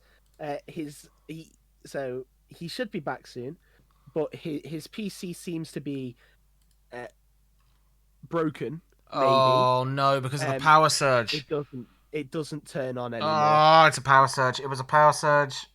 Jenkins, please tell me you had a power protector. Please tell me he has a surge protector. I mean, that's the entire point of the three plugs, isn't it? Because you got the... No, it isn't. It isn't. No, because you got the Earth, the unit. No, that's not the point in a plug. That's the point in a surge protector. A plug has a fuse in it, but can only deal with so much. If you overload a fuse, it can still absolutely fry anything that's on the end of it. I have heard of, and I'm not kidding, this is an actual thing, someone has not surge protected their switch, the switch, like the internet switch. So they haven't surge protected their router. The router has surged, sent electricity down the Ethernet and fried the PC, even though the PC was in a surge protector. Jesus Christ. That is how important having surge protectors on everything is. Because Ethernet can carry power over Ethernet. So you've got to be really careful. Like, genuinely, there is a lot of things that can surge your PC, and nearly all of them are the ones you'd least expect. You can technically surge your PC from, I don't know, you can surge your PC from a mixer with a microphone in it. I really hope Jenkins can get back. It looks like he's back online on something that is not his mobile. He's no longer back online on... I can see Jenkins on Discord. It's not Jenkins. On the online list? Who went down? Valence? Valence. Do we have any update on Valence? Yeah, but his PC is... so he can't get it back on? For lack of a better term, fucked, let's be honest. PC is fucked. It's fucked. Let's be honest, the expletives are basically the only appropriate word right now. I mean, it's 11 PM. If you've still got kids watching, according to the BBC, they should be in bed by 9 p.m. So really, why have you not put them to bed? Let's be I honest. think the point is it's just a case of figuring out what on earth we're going to do. I think this is most likely going to end up with a draw. I don't think this is going to... I think this needs to be called. Because we've been sat here for 10 minutes now, and if his PC's not posting, this has to be called. As well, he's just tried turning it Does on. Atomica want to jump in? He's just asked, do you want to play? Who? Tom. I mean, I can. Yeah, you can, but it would leave me and no one else for the stream. That is a concern. Yeah, that is the concern is I'd then be the only caster, and I don't know a lot about League. I think... I mean, where am I playing? Look, the fair option right now, would be to end this 2-1.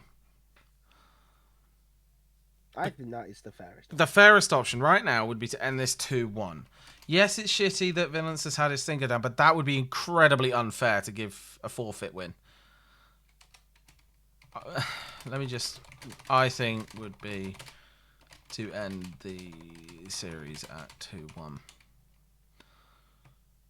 Not the ideal.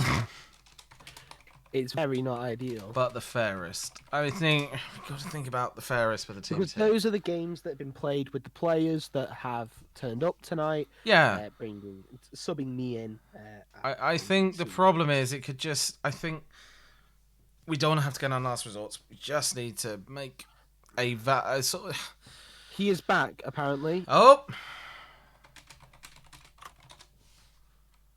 Let's hope he doesn't drop out. Villains is back in the chat. Yep. Right, let's go. Vince may be back. They go for Ash. Ash, right, he is back.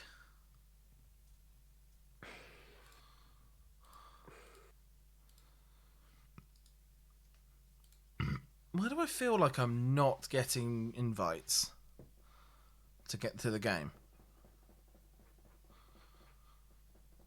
My league keeps flashing, but I don't know why it's flashing. Yeah. So it's the chat. The chat box. It'll always flash when there's something new in the chat. I'm not in the game, though.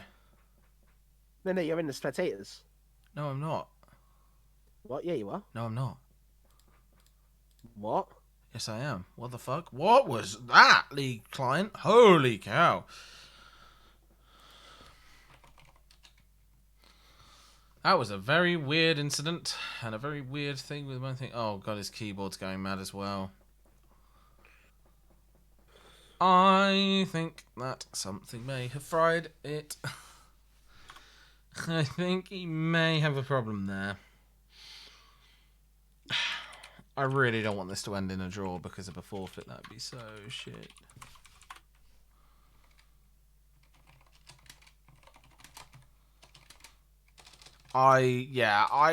After thinking, I think overall there's no fair way to do this. Let's be honest, there's no fair way to end this. The fairest way, of course, is to give the team 2-1 down the chance to tie it. They're doing an in-game. There comes the in-game ban.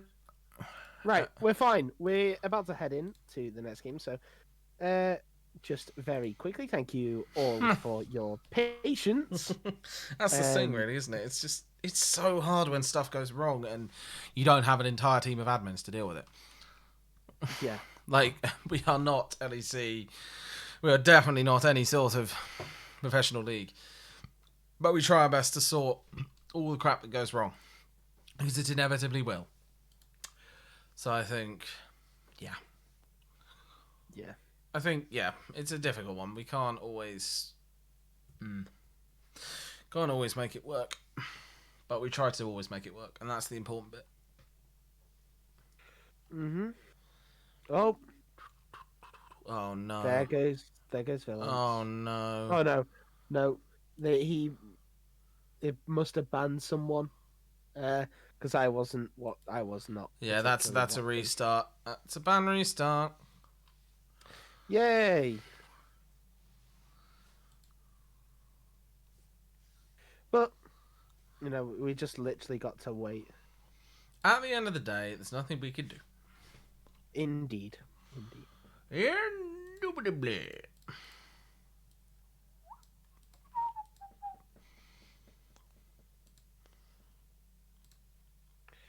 But, let's discuss the team composition some more, because now Oh, we've goodness.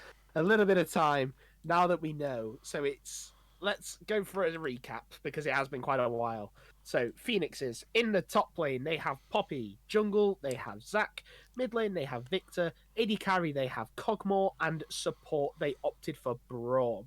Eagles opted for a Lee Sin top lane, a Graves jungle, an Annie mid lane, an Ashe AD carry, and a Nautilus support. So, both team comps. Eagles, very heavy mid game. Very, very heavily looking to influence this mid game.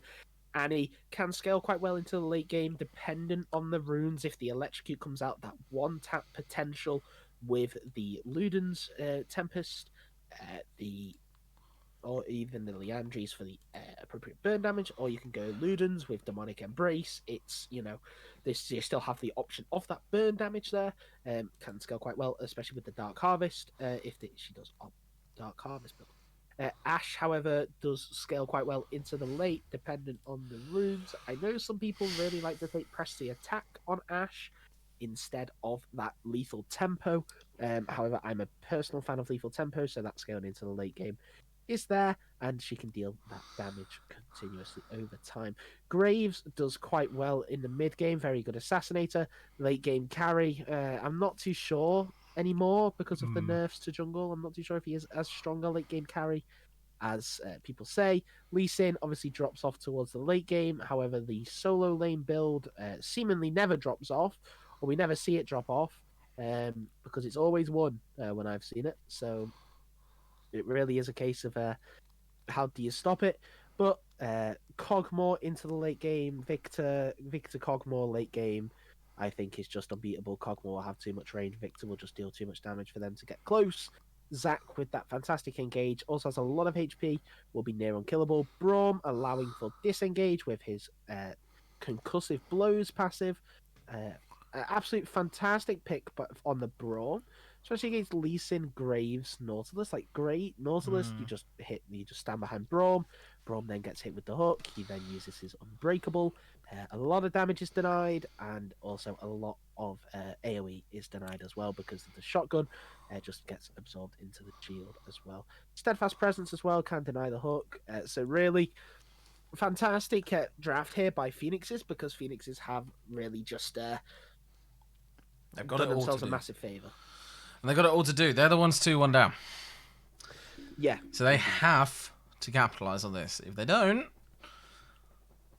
then that's it. If they get to that mid-game point and Eagles start to pull away, they basically don't have a chance.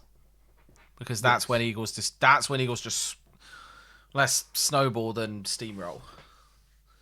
And it just takes off. So it's really dependent on that early to mid game. Once it's past the mid game, you'll probably know who's going to win or whether it's going to be close between these two. But completely different pick ban. So this could throw it all up in the air. We don't know until they play. So we've got 1 minute. Indeed, we do. It seems like we always have this, isn't it? It seems like we always have this every week. Like, the last 2 streams have just been like this. The last match has been, well, the last match or 2 have been the ones that have had issues. Yeah. It's very weird. Especially exploding light bulbs. That doesn't happen. Not very often. Thankfully.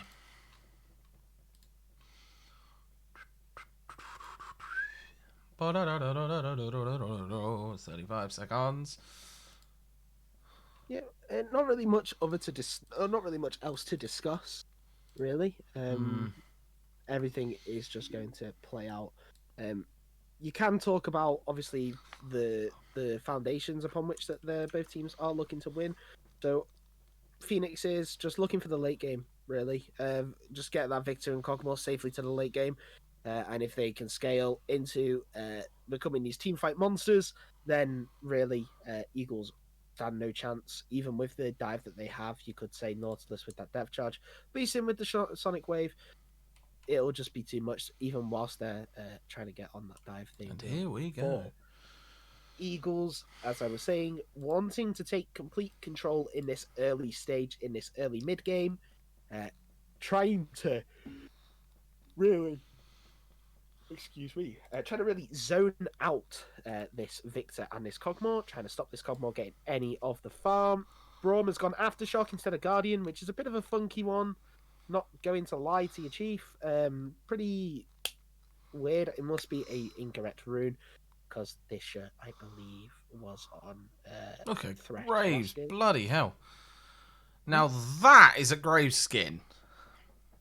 The Battle Professor. How the hell did you just make Graves even better? Don't ask me, ask Riot. How does someone do that? That's incredible. Ask the gods at Riot, because they've somehow done it. Also, don't forget to swap Ashe and Nautilus on the scoreboard, so it's in the correct place. But other than that, that's all that needs adjusting. But yeah, Lucy, small bit of AFK, maybe Villaince's Wi-Fi. Let's hope Villaince doesn't have any problems throughout this match. Yeah, there Touch may wood. be potential reoccurring problems with Villaince. But we'll see. Obviously, this may be over very quickly. We don't know. yeah. There's Killer looking to go in. It's going to get poked out by that Death Ray. Now, you don't really see many Victors start with the E. You do see a lot of Victors start with the Q to get that shield. But starting with the E does provide Anray with that poke potential. But just the Q acts as an auto reset. So I can't really see the benefits of going E first. However, I won't question Anray and his Victor. He can obviously start whatever he desires. But we do see now just the coverage for Zac. Zac is going to start on the red buff, and Killer's also going to start on the red buff. So they are starting on opposite sides. You would then expect that there is no. Well, here we go. So this is the final point where we start. This is either going to decide whether we finish or whether it goes to a fifth. Yeah, absolutely. And obviously, we're hoping it goes to a fifth. The level of League of Legends that we have seen tonight has been very, very high and very incredible. Just fantastic to watch. As we do see now. There is a hope to take it to the fifth, but also my very tired brain does not. Yeah, but then again, I have to just stick two middle fingers up to the tired brain because I want a fifth. Yeah. Hopefully, I don't pass out. Same. Brains can eventually just go, screw you, I'm going home. Yeah, it can just like knock yourself out, but you know, I will be here to cover anyway. Yeah, I shouldn't. I can keep myself awake for quite a long time. Yeah, I think Phoenix do have a better comp in this game, a lot better. I think that's going to help them out, but they need to work as a team. Yeah, this composition is all about keeping that Cogmore Victor alive. If they can't do the basics, then you can't expect them to win the game. And it's theirs to win. They have to. Yeah, they have to win. They have to win, or that's it. So we really want them to win this one, because at the end of the day, it's nice to see matches go to the wire. It's nice to see series go to the wire. And honestly, I'm kind of surprised that Phoenixes did not opt to draft a more aggressive composition. They are really just, you know... Oh, what a hook from Banhammer onto... Well, that was onto this year. I want to see just quickly. Visha took the stand behind me, yet opted to use the flash to get away from that there. In my opinion, a bit of a waste of a flash. Could have just used the stand behind me as Cogmore was facing backwards. Therefore, it would have got him in front of the Cogmore or wherever the Cogmore was facing. So could have saved him through that. But there's the hook. That was a long hook onto this year from Banhammer, and he might have a chance. be honest, that's very much trading damage across each other. That's not really affecting the others much, or them. Yeah, but you know, really a massive win in the bot lane for the side of for the side of Eagles. Sorry, Yeah. Banhammer still has those potions as the Zac. And here comes Brad and Clown on Yankins. Yeah, a bit of an early use of the Steadfast Presence means that Yankins can ward hop away. He is highly safe, but you know, Brad setting up that slow push, allowing Absolute Clown to come into the bot lane and pick up. Maybe a hook. And there's the hook from Banhammer. He's getting good at those from long range. That is impressive. Villains might be in trouble though. Yeah, Villains is stunned. I'm not sure why Stabilo ran away there. Honestly, he could have just picked up the kill there. He should have known that the fourth was the stun from the concussive blows, and that he could have picked up that kill fairly easily, but instead opting to run away. Ban might be going for a hook. And yeah, Villains luckily lives to fight another day. At some point, Ban's going to go for the mega hook again. Yeah, Absolute Clown, after that gank, has been invaded by the Graves. He is going to see that his Krugs are gone, so he is going to know that Graves is invaded. The pings are coming down onto the Drake, but Graves is actually instead taking the Raptors. Anray sees Killer, but Killer coming in, forcing out the flash, because Anray has no mana. So we have got someone walking onto Drake here. Yeah, Clown caught on a ward, got to take that ward. Killer forced to back away as well. So the question is, who's going to push that Drake?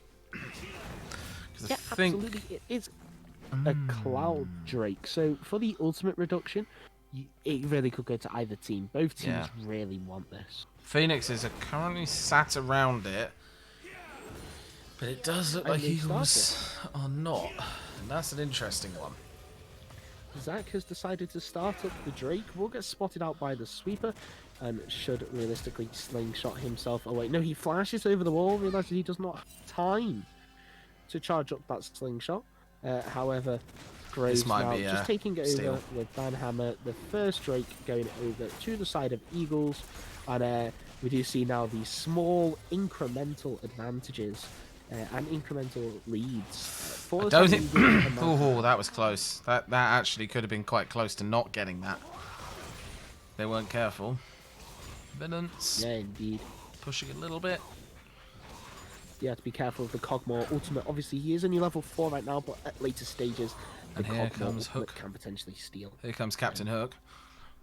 Yeah, Captain Hook and his Captain Hook, are you going to use that hook? Oh, no. Yeah, so it seemingly just magnetizes to the face of this year. Yeah, this year has been hit by quite a lot as the Winter's Bite did go wide. See there, and in comes Brad to try and stun Yankins. Stun. Ooh. The directed camera just popping down there, almost picking up the hook onto Vischer. But here we go, and will Ban use that hook at any point? I think he's building up for something, and I'm interested to know what it is. I am as well. Because he would have used that already. Whoa! In comes Clown. Oh, there we go. There's the... And there's Brad. I mean, not sure Jenkins was expecting that. That was so unlucky. He flashed for it as well. Oh, where's Ban? Oh, there he is. There's Ban. Captain Hook returns to the new Peter Pan movie. That's Killer now this time. Dodges the Poppy ultimate. Great steadfast presence to stop the Lee Sin going in on that Sonic Wave. Oh, that was a close hook. Didn't quite hit. You can tell this is probably going to get constipation after this because he's going to be squeezing his butt cheeks quite hard. Yep. With the amount of times that hook has almost hit. Wouldn't have been great if it did either. And there's Jenkins teleporting him. It does place down. And that was actually a very good teleport. Indeed, really go in on it. No, he's Let's getting some taps on the tower.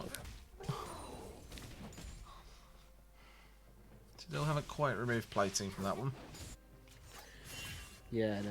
It is just the game being very slow. It's a sharp contrast we had seen in past games. Only 8 minutes 50 though. Not far in. And that's not first blood yet. We've gone 8 minutes and 58 seconds without first blood. Which is very good. You know, But we may be seeing first blood very soon because they're charging in with Lyssia and Stabilo. And I know everyone's being very cautious to start this, but Villains is getting slightly overrun there. Yeah, due to Banhammer not having that depth charge available, Vischer and Stabilo recognizing that they can go in due to the ability advantage. Broad on charge Jenkins. into the wall. Fantastic stun, fantastic trade. They're making a push, but there goes Clown diving straight in, and this may be the start of first blood. Yes, it will be. And there it is. First blood straight to Stabilo with Banhammer slaying Lyssia, and there we go. And that hook just misses again. Good thing Stabilo's wearing the brown pants. Yeah, indeed. We'll hide the small skid mark that has just randomly appeared after that hook there. No idea why. A bit of a 1-for-1 on the dive. Vilance, unfortunately, not managing to pick up the kill onto Vischer. Vischer opting for the plated steel caps into this matchup rather than the boots of swiftness. I'm personally more of a fan of the boots of swiftness, just to deny Ashe that slow. But the plated steel caps, I guess, against the Lee Sin and the Graves as well. Is just a better option for the game rather than the lane. But to me, the Boots of Swiftness doesn't allow you as well to pick up the charge down for the auto attacks to proc your concussive blows. So it's really a what do you want, the lane of the game? As there we go now. Vischer really focusing. And there goes Clown, and Banhammer might be in trouble here because he's been hooked, and that was a good hook to pull him in, and there he goes. Another kill gifted over to the Cogmore, and this starting to look a little bit bleaker now for Eagles. But only 200 gold, 300 gold down. Not much. Ahead. Even if they're down in kills, they're ahead in gold. Yeah. The thing is, they built that gold up at the start. Yeah, indeed. I believe that quite a lot of the differences will be in this jungle due to Zac just having that extra prevalence on the map, just really giving over a lot of his kills and a lot of his time to his laners compared to the Graves, who has been spending a lot of time in that jungle, farming up the camps and invading, just denying that attack. We need Banhammer and his hook right now, I think. Yes, the Voidoo's coming out now. Oh, hit from this, and I think Villains is in trouble, and that was an easy kill for Stabilo. Yeah, absolutely. Killer is going to come in. Great but here comes, use of the breakable by Vischer, the slingshot. Here we go, team. Oh, absolutely headbanged by Clown. Just slam their heads together, and that might be Clown down, and we may have. That's an interesting one. Yeah, Clown put into his passive form. So yeah, kill donated over to the Annie. The Annie did really electrocute. I think the kill was donated over to the Annie due to the usage of the teleport. Just to ensure that there was something worthwhile used from the teleport. And Ray just using that Chaos Storm, trying to get a little bit of extra back. As Eagles now start up the Mountain Drake. And they should quite easily get that. That should be quite an easy take of the Drake. And yeah, they're just gonna let Killer. There it is. Just a flash forward Sonic Wave. There's a shutdown by Jenkins, and the red team has slain the dragon. But we've still got absolute Clown on Jenkins. But CSI is coming in to give him a hand. We may have Clown down here, but this year actually making full advantage of the shield and actually saving his teammate's life there. That's impressive. Yeah, soaking up the auto and also the E damage, I believe. But Jenkins this may be a free turret. It will be an Ocean Soul. Not quite a free turret. So if you are on the side of Phoenixes, or if you are on the side of Eagles. Nice dodge by Villains. Jenkins could have stayed in that bush there, potentially picked off Vischer or Brad. Where's the hammer hook? That's what I want to see. It will happen soon enough. Well enough, because that's his main move. But they are back in the lead by nearly 1,000. This is the time when they really see. The thing is, what's giving them the advantage, I think, is those Drakes. The fact is that Phoenixes are not able to get to those Drakes, and then you get the Rift Herald, which basically gives you turrets for free. A lot of gold as well. And it's like, boom, that turret's going to be down under half already, nearly. And it's just like, The problem is they're not getting those drakes, and they are losing out on the buffs, and that's where that gold difference starts coming in, because they're already over 1,000 gold ahead. Just after getting those two. And Jenkins might be down here if he doesn't get out of there sharpish. Yeah, almost going down here to the Cogmore. In a 1v1, the Cogmore does have Kraken Slayer, so he's not in any form, shape or form weak. He's not in any way, shape or form weak. One thing to pick up on, though, is Anray's CSing. Anray has been farming extremely well. 137 CS at 14 minutes, that's almost 10 CS a minute. Which is and in comes Jenkins with a kill on Stabulo. That was an insane jump. The Sonic Wave just connecting. Imagine to pick up the kill. No heal this time for 2k Stabulo. in the lead. No way for him to. Nearly 2k in the lead now. This is the gold. This is the gold rush that I was talking about. If they let them do this, in comes Clown. This could be an interesting move from Clown to potentially clear them off their point. But it's not powerful enough. Agony for Clown because his Q did not connect onto the Broad may have overreached a bit. Oh no. Broad may have overreached a bit. That's probably a bad thing. And boop. Down goes Broad by Villains. And CS down too, but Villains is low. Down goes CS is better in the mid lane. Look at that gold lead. Solo bolo. Oh, good dodge by Anray to clear that. But look at that gold lead. That is where this is going wrong for Phoenixes. That's the ultimate point. And they're just not, they're just not getting the gold. And they aren't able to snowball because of that. And absolutely. And they're not able to generate this strong platform for Cogmore and the Victor to work off of because their frontline tanks, as you said, aren't getting the gold. No gold means no items. Yeah, okay, they are low economy tanks. The Poppy, the Zek, Killer now behind enemy lines. And here they come. Here he comes. Killer coming in behind. And potentially there comes Jenkins as well. And they may have him here. That's Stabulo down. And I don't think this just stands much of a chance versus pretty much the entirety of Eagles. Yeah, with a fantastic use of the hammer by Bobby. Here comes Clown.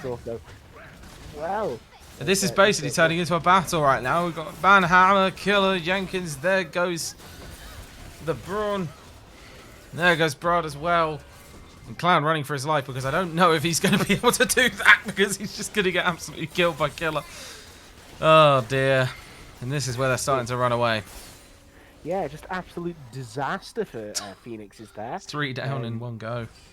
Yeah, it was 4 deaths as well because Stabulo also died. 4 members of their team falling. In one go. Graves. And only 40 seconds till the Drake, which means they basically given Eagles quite a considerable advantage to pick up that Drake. Yep. If they can get there, that is. That is the question. But judging by everything they've done, I think they've got a pretty solid chance of getting there. But we've seen an insane steal in the previous match. Yeah, we did. That was incredible. I still can't. It's like the most disgusting, cheeky steal I've ever seen. There goes another turret. Yeah. And then our 4 gold and 4,000. 4,000 gold lead, you don't really expect to see. No, not this early. Phoenixes, yeah, don't expect to see this early. Don't expect to see Phoenixes either. Contest this streak, maybe Cogmore could get a potential steal with that ultimate. Zach is available. But I mean, yeah, he's trying, and they're going to push for the steal. They're going to try. Yeah, but here comes Banhammer, so this could be interesting. They may be able to get this if they just push for it, but I don't think it's going to be enough, as I think Eagles are going to take the Dragon. And I think that might, I don't want to speak prematurely, but that might be game. I don't think the Phoenixes have much chance. It's not game just yet, but I think that might give a real indication of how this will go. Not game, but a real indication of how this will go. Absolutely, just constantly keeping up that lead of gold. Tibbers has been spawned. Broad is falling very low, but not gonna be finished. It's gonna be left on the edge. Yeah, they're just pushing the towers completely. There's just nothing they can do. The turrets are just falling. Yeah, turrets are falling as if they're, they would just look like dust. Like, the thing is, they may as well be ancient turrets at this point because they're just flying in. Here comes Cloud attempting a move. And they may actually get a good move here. That's 1 down and that's 2 down.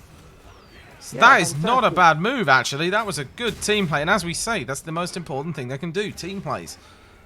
In goes Clown trying to stop CS. Great grab from him. Yeah, but what can he Oh. connect it to? He can't connect it to No. anything. It's I a know. great grab, but can't link it. Now, I mean, if they can capitalize on what they've just done, they have a real chance to spin this. Yeah, absolutely.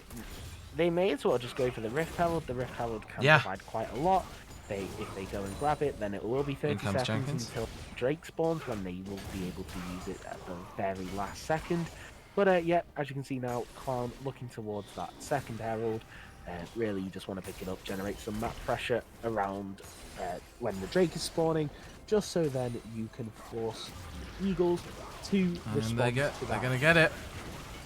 They are indeed. Eagles not looking to contest this whatsoever. It's the second Herald. A lot of players don't put priority on the second Herald, despite what it can give you, and that is just map pressure. Map pressure is everything. Map pressure generates tempo, tempo generates leads, leads generate wins. It tends to be how League of Legends works. Tends to be how and it's how it's worked since. It's how season most one. games work, to be honest. But that gold lead is coming down. And that's what you want to see. That's what Phoenixes want to see. And it's a very nice kill count. Yeah, and the gold leads are coming down in the areas you want them to be coming down. So, Villance and Stabulo and Amre are both gaining. They could be making a gold push here. advantages over their opposing laner. And in comes the coming in Clown. behind Yankins. Amre now forced to Oh. the back. Clown is just being He just got completely destroyed by the team, and in they come.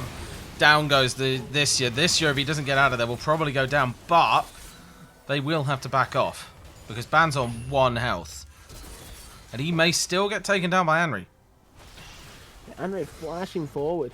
He's trying to pick up the kill, but Banhammer using that locket, getting healed up by Villance as well, will allow him to survive another day. And that's actually really big that they have forced out Victor's flash in such an aggressive way, so that if anything was to happen in the next 5 minutes, he has no way to help himself. And that really gold. has the gravity field. That gold is now at 3k. It's slowly going back up on the Eagles side, but I think that gold is looking a lot healthier for Phoenixes, and as long as they keep this rolling, they've turned their momentum quite a bit.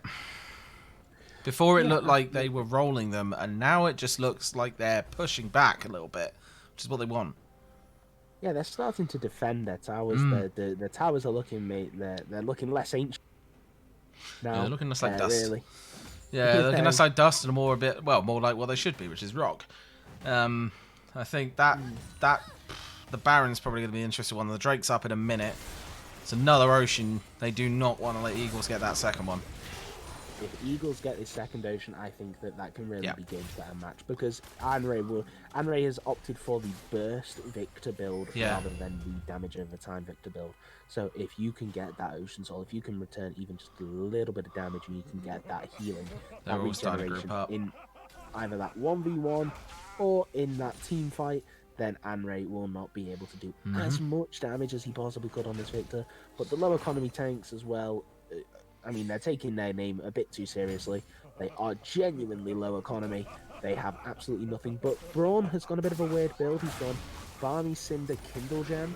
I'm not particularly sure. Oh, what a grab by Banhammer. That was incredibly nice. But that Drake is any second now about to pop up, and everyone is in that area. This could go to either team. This could go to either. And I think the big important one is Ban might go down. Ban might go down. Oh, wow. I think that might be the Drake to them. Yeah, that's the Drake to Eagles, and I think that's pushed it very heavily in favour, because there goes Stabulo, but as a trade, Jenkins might get taken. Anre's been stunned. But in comes Banhammer, potentially looking for a kill on this year, but I think he might be the one to be killed if he doesn't get back out of there quickly, and this year goes down to CSI. I'm going to call him CSI. I know it's CS. But Crime scene investigation. Crime scene investigation is better. They're coming in on that turret. That is definitely going to go down. And I think they don't really have much answer. You can just see the confidence that they have a lot of confidence. But props to Phoenixes for getting that one, because that was a good one. That was the match, which was an incredible one. But that was an insane move from Clown to get down Banhammer, and they could even take down Jenkins if they're not careful. But Brad's going to get taken down by Villance. Villance has got to back up. Yeah, Villance just allows a free fire on those two tanky members. That makes it a 2-for-1.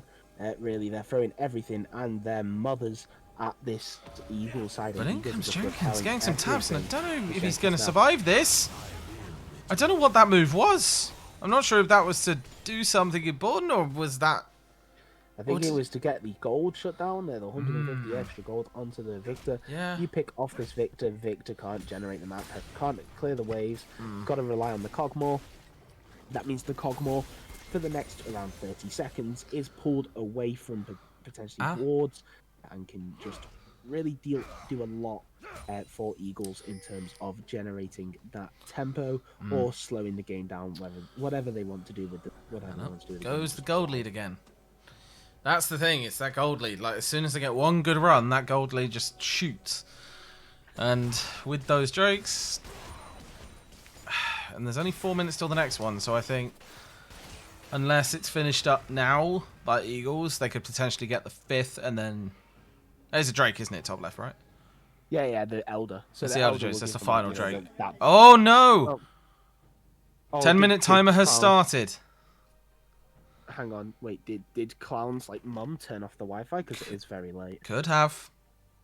That wasn't Clown, I don't think. It was. Clown's, oh no, He's Clown's reconnected just- immediately. Clown just had a Reconnected, crash. okay. We are fine. This is why we have the 10-minute pause between them, because you need to give people that time to get back in. That's why we have it. So, Indeed. he's back in.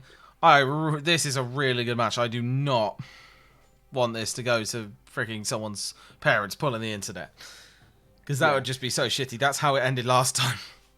Oh, that's so sad. I know, it's just... Does look like the Eagles are setting up a bit of a bait, a bit of a death bush. Banhammer is the unlucky soul that is seemingly going to be the bait. Banhammer needs to go and walk. Needs to walk. Here we go. But Killer, no, he's the one being the bait now, but he has 2 levels up on Clown. He can just force him out, take his Grom. And this is why you ban Killer's Graves. He's just so effective. Yeah, and there goes the Drake. I think this is the thing. They're just going to absolutely melt the Drake. Clear all of it off of there, and it's just straight quick off. And I don't think Phoenixes have much of an answer to this, and I don't think they can have much of an answer to this. As soon as this goes, they're just going to waltz into the Nexus. They just need to wait for Cogmore to get this Infinity Edge. As soon as he finishes building this Infinity Edge, the game is over. I would also think like to... Cogmore will deal too much damage for them to do anything. I would also like to ask one question. Why the heck did they not ban Lee Sin? I'm just saying, like, after the second game, how did they not ban him? That's the question, because of, I mean, literally, because of how he did. How was that not an insta-ban? Honestly, I don't know, but Lee Sin got for it. They just really wanted to ban out Killer's champion pool. And I don't But think Killer that was the had right 2 bigger decision. champions. I don't think it was the right decision. I think the decision they should have really gone for is Lee. Because... Yeah. There we go. There we go. There's the Lee Sin. Cogmore now, very low HP. Which Can't player's on Lee influence Sin, this by fight. the way? Just so I can get... All on Victor, but Victor falls to CSI. He gets the kill. I'm not saying CSI. Vicious rooted up. Stopped. Absolute calm. I'm going to try and slingshot his way in, but I do believe that this could be the end of the game. It's the last stand. They've got bounty buffed minions. It's a double cannon wave as well. Yeah, this has to be it. I think... Honestly, Eagles have dominated apart from that game where Phoenix has got the one. Because it's just... Oh, that's a fantastic engage. It was a brilliant engage. This may be an interesting one to see if they can actually clear them, because that's a kill from Brad, but then the turret goes down. They keep getting those kills, and I just... Yeah. They are just unstoppable. Because Villance is just... Villance and Jenkins. They have been the absolute fucking dream duo of this game. And the series. And the matches. Because those two are just versatile as anything. And I'm not entirely sure how they're on the team together. Because there you go. That's a 10k gold lead. Over 10k. And there we go. And there's the victory. 2 Eagles. confirming that is a 3-1 to them at the end of the series. I think the main thing there was literally just the making sure that they covered it, because it just didn't work. And they just didn't cover. So I guess now we need to figure out MVPs. Well, our MVPs. Our MVPs. And I'm not going to lie. There's only two people I could consider for MVP on this front. Jenkins or Villans. I think Jenkins. I think Jenkins, honestly, because he has basically completely and utterly dominated pretty much every champion he's played. Even in the game where he was playing the Nocturne, yeah, he still had some form of impact. As soon as he went on to Lee Sin, it was just boom. It's just yeah. Karen. I was gonna say he was walking around with Killer. I think Killer deserves an honourable mention. Yes. He did get the pentakill in the first game. He did draw enough attention to allow Jenkins and Villance their priority picks, but you know, I there don't. was times where. Yeah, I don't think there's too much. I think honestly, Jenkins just had perfect wave management. He knew when to TP. He knew what he was like. He just, in terms of actual just knowledge of when to do stuff, he was just a step above today. Yeah, and I think that he deserves the MVP. He does on that one, but I would honestly for the I think honorable mentions, as you said, Killer and honestly Villance, because I do think Villance deserves some honorable mention there. He was incredibly useful on that front, and it's definitely not like he wasn't. And I'm also going to give the honorable mention to Fibro because of the blooming dive to get 3 of them. That move, halfway through that, it was the first or second match, where it was just like an insane move. Everyone played their absolute heart out. So I think honourable mention to literally everyone in both of those teams, including Energetic, even though he's not here now, including him. Yeah, I think all of them deserve honourable mentions. Every single person, because the quality of the league that we've seen tonight is so much better than it's been. That is a step among what it's been before. And I think as much as Jenkins gets MVP, it was obviously quite a way ahead of most people, but everyone else still deserves that honourable mention because it was bloody incredible. So agreed. I think that's the best way I can put that, really. And on that, unless you've got anything else to say? Not at all. I think that's us. So thank you very much for watching. And yeah, I think honourable mention to every single player because that was really good. Yeah, indeed. Thank you very much. And we will see you on the next match, which will be next week. And hopefully we get the quality that we've had tonight, because that was really good. Indeed. But yeah, thanks very much for watching, guys. Yeah. Bye-bye. Bye.